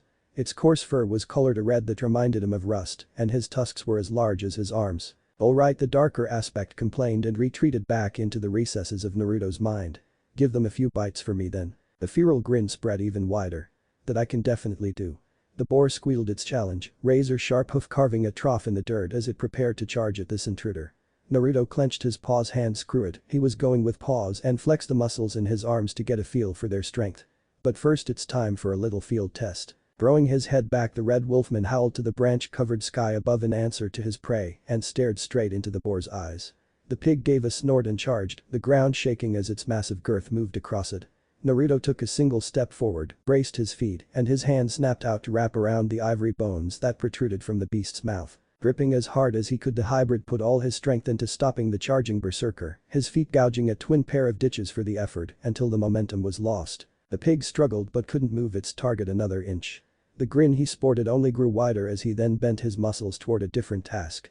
Grunting with the effort, the wolf began to push downward, forcing the sweaty snout in front of his face into the dirt and exposing the top of the boar's head. Opening his jaw as wide as he could, Naruto bit into the thick skull and cracked the bone like it was nothing more than brittle clay pottery. Blood and brain fluid spilled across his tongue and filled his beastly side with an ecstasy that is vampiric lust for human blood. He was forced to hold on even tighter as the boar's death throes continued, even as he took another bite and another after that. The rest of the pack could only watch on as their alpha was slain, his killer feasting on his flesh with reckless abandon. Still, the instinct to fight was strong, and their numbers gave them a false hope. Acting on that hope, first one stepped forward, and another, until they were all charging, and yet Naruto was not afraid. In fact, he felt the bubbling excitement only grow. His beast would be satisfied with this meal, and whatever was left he intended to bring home for later. With that in mind, the hybrid threw his head back to howl again before crouching low like a sprinter about to begin a race. He snorted a quick breath of air through his nostrils before kicking off, disappearing into a black blur that paused to stomp the first boar's skull. The blow sent the porker flipping over itself while serving to launch Naruto higher. Spotting a branch within the arc of his leap, the academy student flipped in the air to sink his rear claws into the soft wood. The foothold was just strong enough to give him a chance to choose his next target, while also noticing a family of serpents entrap two more of his prey to sink their venom-dripping fangs into their meaty throats. So she caught up after all, he mused before spotting one last kill. With a grunt he kicked off from the branch, shattering it with the force his legs generated in order to bring a double hammer-fisted drop on the center of a black pig's spine. A squeal, the thunderous crack of shattering bone and a joyful growl as teeth rent flesh and blood sprayed like a macabre fountain. The small family, now 5 members short, lost all sense of fight as the pure fear motivated their flight impulse and they fled into the darkness of the trees. Naruto was unaware of it all, for blood had spilled across his tongue again and he was so hungry. Thus he feasted on the body of his kill, not caring as blood sprayed across his furry body, even as he moved deeper throat to plunge his elongated teeth into the meaty area. He fed until the gnawing hunger was abated and let out one last howl, the howl of the victor, before he felt himself changing back. For one Anko Mitarashi, this day had been rather interesting. She got to teach a bunch of girls how to throw deadly pointy things, flirted with a wild boy, got to see said wild boy drain a prisoner of blood, had a food fight with him, and just now she had witnessed the boy turn into a monster, kill a giant wild boar, and was now watching him revert back into a human. Her amber eyes were focused solely on watching as red fur was shed at a rapid rate to expose the shrinking muscles underneath. The cracking of bone was a painful symphony that set her teeth on edge as he shrank to his original height, panting and dripping with sweat as he fell to his knees. How long? His question was barely legible through his desperate attempts to suck in that vital oxygen, but she was still able to hear it. A quick insulting of her internal clock later and she gave him an answer. It's been 15 minutes. Really? Wow, felt like it was a lot shorter than that. Anko shrugged and slowly made her way to his side to place a hand against his bare back. Time flies when you're having fun, she chirped. Plus it looked like you were doing some serious venting. What was that about? The blonde gave a wheezing chuckle as he slowly forced himself to stand. I don't know what you mean, that's just how I am when I've changed. Now, think you can help me pack up what's left of these? They'll feed us for a week at least. Sure. The purple-haired interrogator procured a sealing scroll and a kunai, 2 things that Naruto was in need of considering his pants were tattered and there was absolutely nothing left in his pockets. It shouldn't take too long. For the next hour the unlikely duo set about their work. Large slabs of meat were carefully extracted, drained of blood and sealed away for transport. Naruto even dug out the heart and liver to seal away, but the innards he tossed to the side with a simple explanation of there being plenty of scavengers that would find a use for them. Still, when it was finished they were reluctant to head back, simply enjoying the sounds of the forest at night. Nothing like the chorus of roars, painful squeals, and the sound of predators' feast to relax someone after all. Naruto breathed deep, his unfettered senses painting a rich tapestry of the landscape within the depths of his mind. It had been a good meal, and his wolf side was sated happily. The blood of the human from the night before had also served to quench the burning thirst of his vampiric nature as well, and yet there was a part of him that felt unsatisfied. That's 'cause you haven't used the rest, King. The rest? He heard the fox snort. Don't tell me you've forgotten the third part of your power I granted you, kid, he admonished. Granted, you probably don't realize the bit it gives you considering it's not as extravagant as turning into a giant wolf or as memorable as draining a body of blood and memories. That's how humans are, furball, Yami said. Naruto had the impression he was shrugging while shaking his head in long-suffering patience. If it's not big and flashy they don't give a crap. That made the hybrid raise an eyebrow. And you're not a human. Nope, I'm the monster side, remember? You're part of me and I'm a human. We've gone over this, kid, you're not completely human anymore. You stay out of this. Hey, he's right and you know it. Don't give me that you. A brief lance of pain shot through his cheek. The blonde yelped and jumped to his feet, shooting a glare at the smiling perplet even as the cut from her kunai slowly healed itself. And what brought that about? You were ignoring me, she pouted. The mere sight made that hungry feeling return, but he shook it off. So what did you want? I was asking if you were alright. You zoned out pretty bad there, I thought it might be a backlash from that transformation. Why would you think it was backlash? Anko's playful smile turned into full-on deadpan. I know the sound of snapping bones, Wolfie. You were walking choir of snapping, crunching and a few other noises that sounded more like they belonged in a bedroom or side alley. So, are you alright? I'm fine, he growled while turning to hide the fact her last comment was making him blush.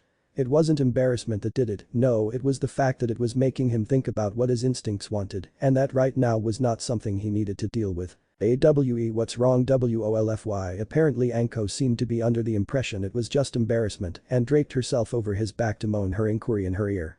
Her scent flooded his nose, her warmth spread through him, and her plump assets pressed into his back all at once to finally provide that final push that snapped whatever it was that had been holding him back. All of a sudden he felt a strange calmness spread through him. His body became light, almost as if he could fly, and yet he also felt stronger if only slightly. A brief jolt of pain in his back earned a grunt before something attempted to break out of his skin. The pain intensified without warning, and he felt his knees buckle as two lumps expanded from his shoulders. His skin fought valiantly, but in the end it was futile. With one last heave Naruto yelled out as the skin tore. A pair of wings akin to a bat's were free to flap in the still evening air. Unseen by Naruto but witnessed by his temporary companion, the boy's hair also began to change. The blonde sea urchin that had rested atop his head grew until it reached halfway down his back, smoothing itself into a silken curtain that was as red as the blood he had drank the night before. Just as suddenly as it had come the pain subsided, leaving Naruto on his knees and hands gasping for air. Anko quickly moved to her charge's side and knelt down to place a hand under his armpit. "Are you alright?" He nodded, not daring to raise his head in case he might puke. "Yeah, I'll be fine. Just caught me by surprise." His eyes closed, Naruto forced himself to wait until the last tremors faded, his focus solely resting on the hand that was massaging the sore muscles around his new wings. Finally, he let a small grunt slip from his lips while shakily returning to his feet. Once sure he wouldn't fall he opened his eyes, and Anko gasped. The honey-brown eyes of the buxom purplet were suddenly staring into twin pools of liquid amethyst. Naruto raised a hand to the one she had resting on his shoulder, and a wave of warmth spread over her body. So focused on each other, neither of them saw the small sparks of green energy that were passing along the point where their skin came in contact. Urged by a murmur in the back of his mind, the newly turned Reed leaned forward. Anko felt herself move to reciprocate, and when their lips brushed against each other, it was like lightning had struck. In a flash of movement her back slammed into the trunk of a nearby tree, and his lips were smashed against hers again. She didn't understand how every touch, every moan, every little sensation seemed to light up her body with heat. All she knew was that she wanted more, and she wanted the one giving her those feelings to never stop. When he pulled back she mewed a faint complaint, but then gasped when his hand lashed out, nails extended and slicing through the fabric of her jacket like a hot knife through butter to leave her clad only in her mesh and skirt. Then he was on her again, their hands exploring each other, and both reveling in the sounds each touch resulted in. For Naruto it was like he was in a haze, his vision ringed with red and his instincts leading his hands, his lips, his entire being on a quest to explore the creature in his arms. A dark voice's chuckle echoed on the edges of his consciousness, and it began whispering words he could barely hear, and yet he knew they were instructions that his body seemed to be obeying. He felt his lips leave hers only to plant themselves at the junction between her neck and shoulder and nibble at the flesh there. Her fingers wrapped themselves in his crimson hair and pulled him further into her, wordlessly begging for more that he was oh so happy to give. While he nibbled at her flesh his left arm wrapped around her waist to deposit his hand on her plump backside and squeeze. She purred and ground her hips against his, stirring the beast within to growl, and his right hand began to trail to the junction between her legs, only to feel pain explode against the side of his head. His body flew limply to collide with one of the stripped pig carcasses, dazed, his head spinning for a plethora of reasons. Grunting he massaged the point of impact and glanced up to see the Inyazuka matriarch standing between him and Anko. Tsume was crouched low, her teeth bared, and the nails of her fingers and feet extended into claws. Feeling a threat, his dominant side was about to rise to the challenge when he felt something pocking the side of his neck. Risking a glance he found a blade's tip just barely grazing the point above his jugular. He followed the glinting length of metal to a gloved hand, an arm clad in dark blue, a torso covered with a green flak jacket, and finally to a pale face with eyes that were shadowed from nights without sleep. "Hey 8, he grunted. "What are you doing?" The Jonin made to answer, but held a fist to his mouth in response to a fit of coughs. A testament to his skill was that his sword never wavered an inch as he did so. He cleared his throat and finally spoke. "I was on my way to see Yugao when I came across Lady Inyazuka. Apparently she had finished with an emergency at the clinic and was on her way here to try and get some training with you, and only she picked up a peculiar scent." Purple eyes turned to send an unspoken question which Tsume chose to answer. "You were leaking pheromones like crazy little pup," she growled, never letting her guard drop. "Imagine my surprise finding you about to give up your V-card already." Naruto growled but forced himself not to move when the swordsman gently prodded his throat in a silent warning. Deciding it would be best to have this discussion as a human, he closed his eyes and tried to center himself. The two veterans watched as his hair's red hue returned to blonde, the excess falling away like his wolf form's fur and returning to its original length. The wings sank back into his body, the skin closing seamlessly over them, and his nails shrank back into his fingers and lost their pointed edge. The sigh escaped him as Hayate stepped back at Tsume's gestured instructions. "You alright, pup?" When Naruto nodded, she finally let her own change fade before picking up the now unconscious Anko in a fireman's carry.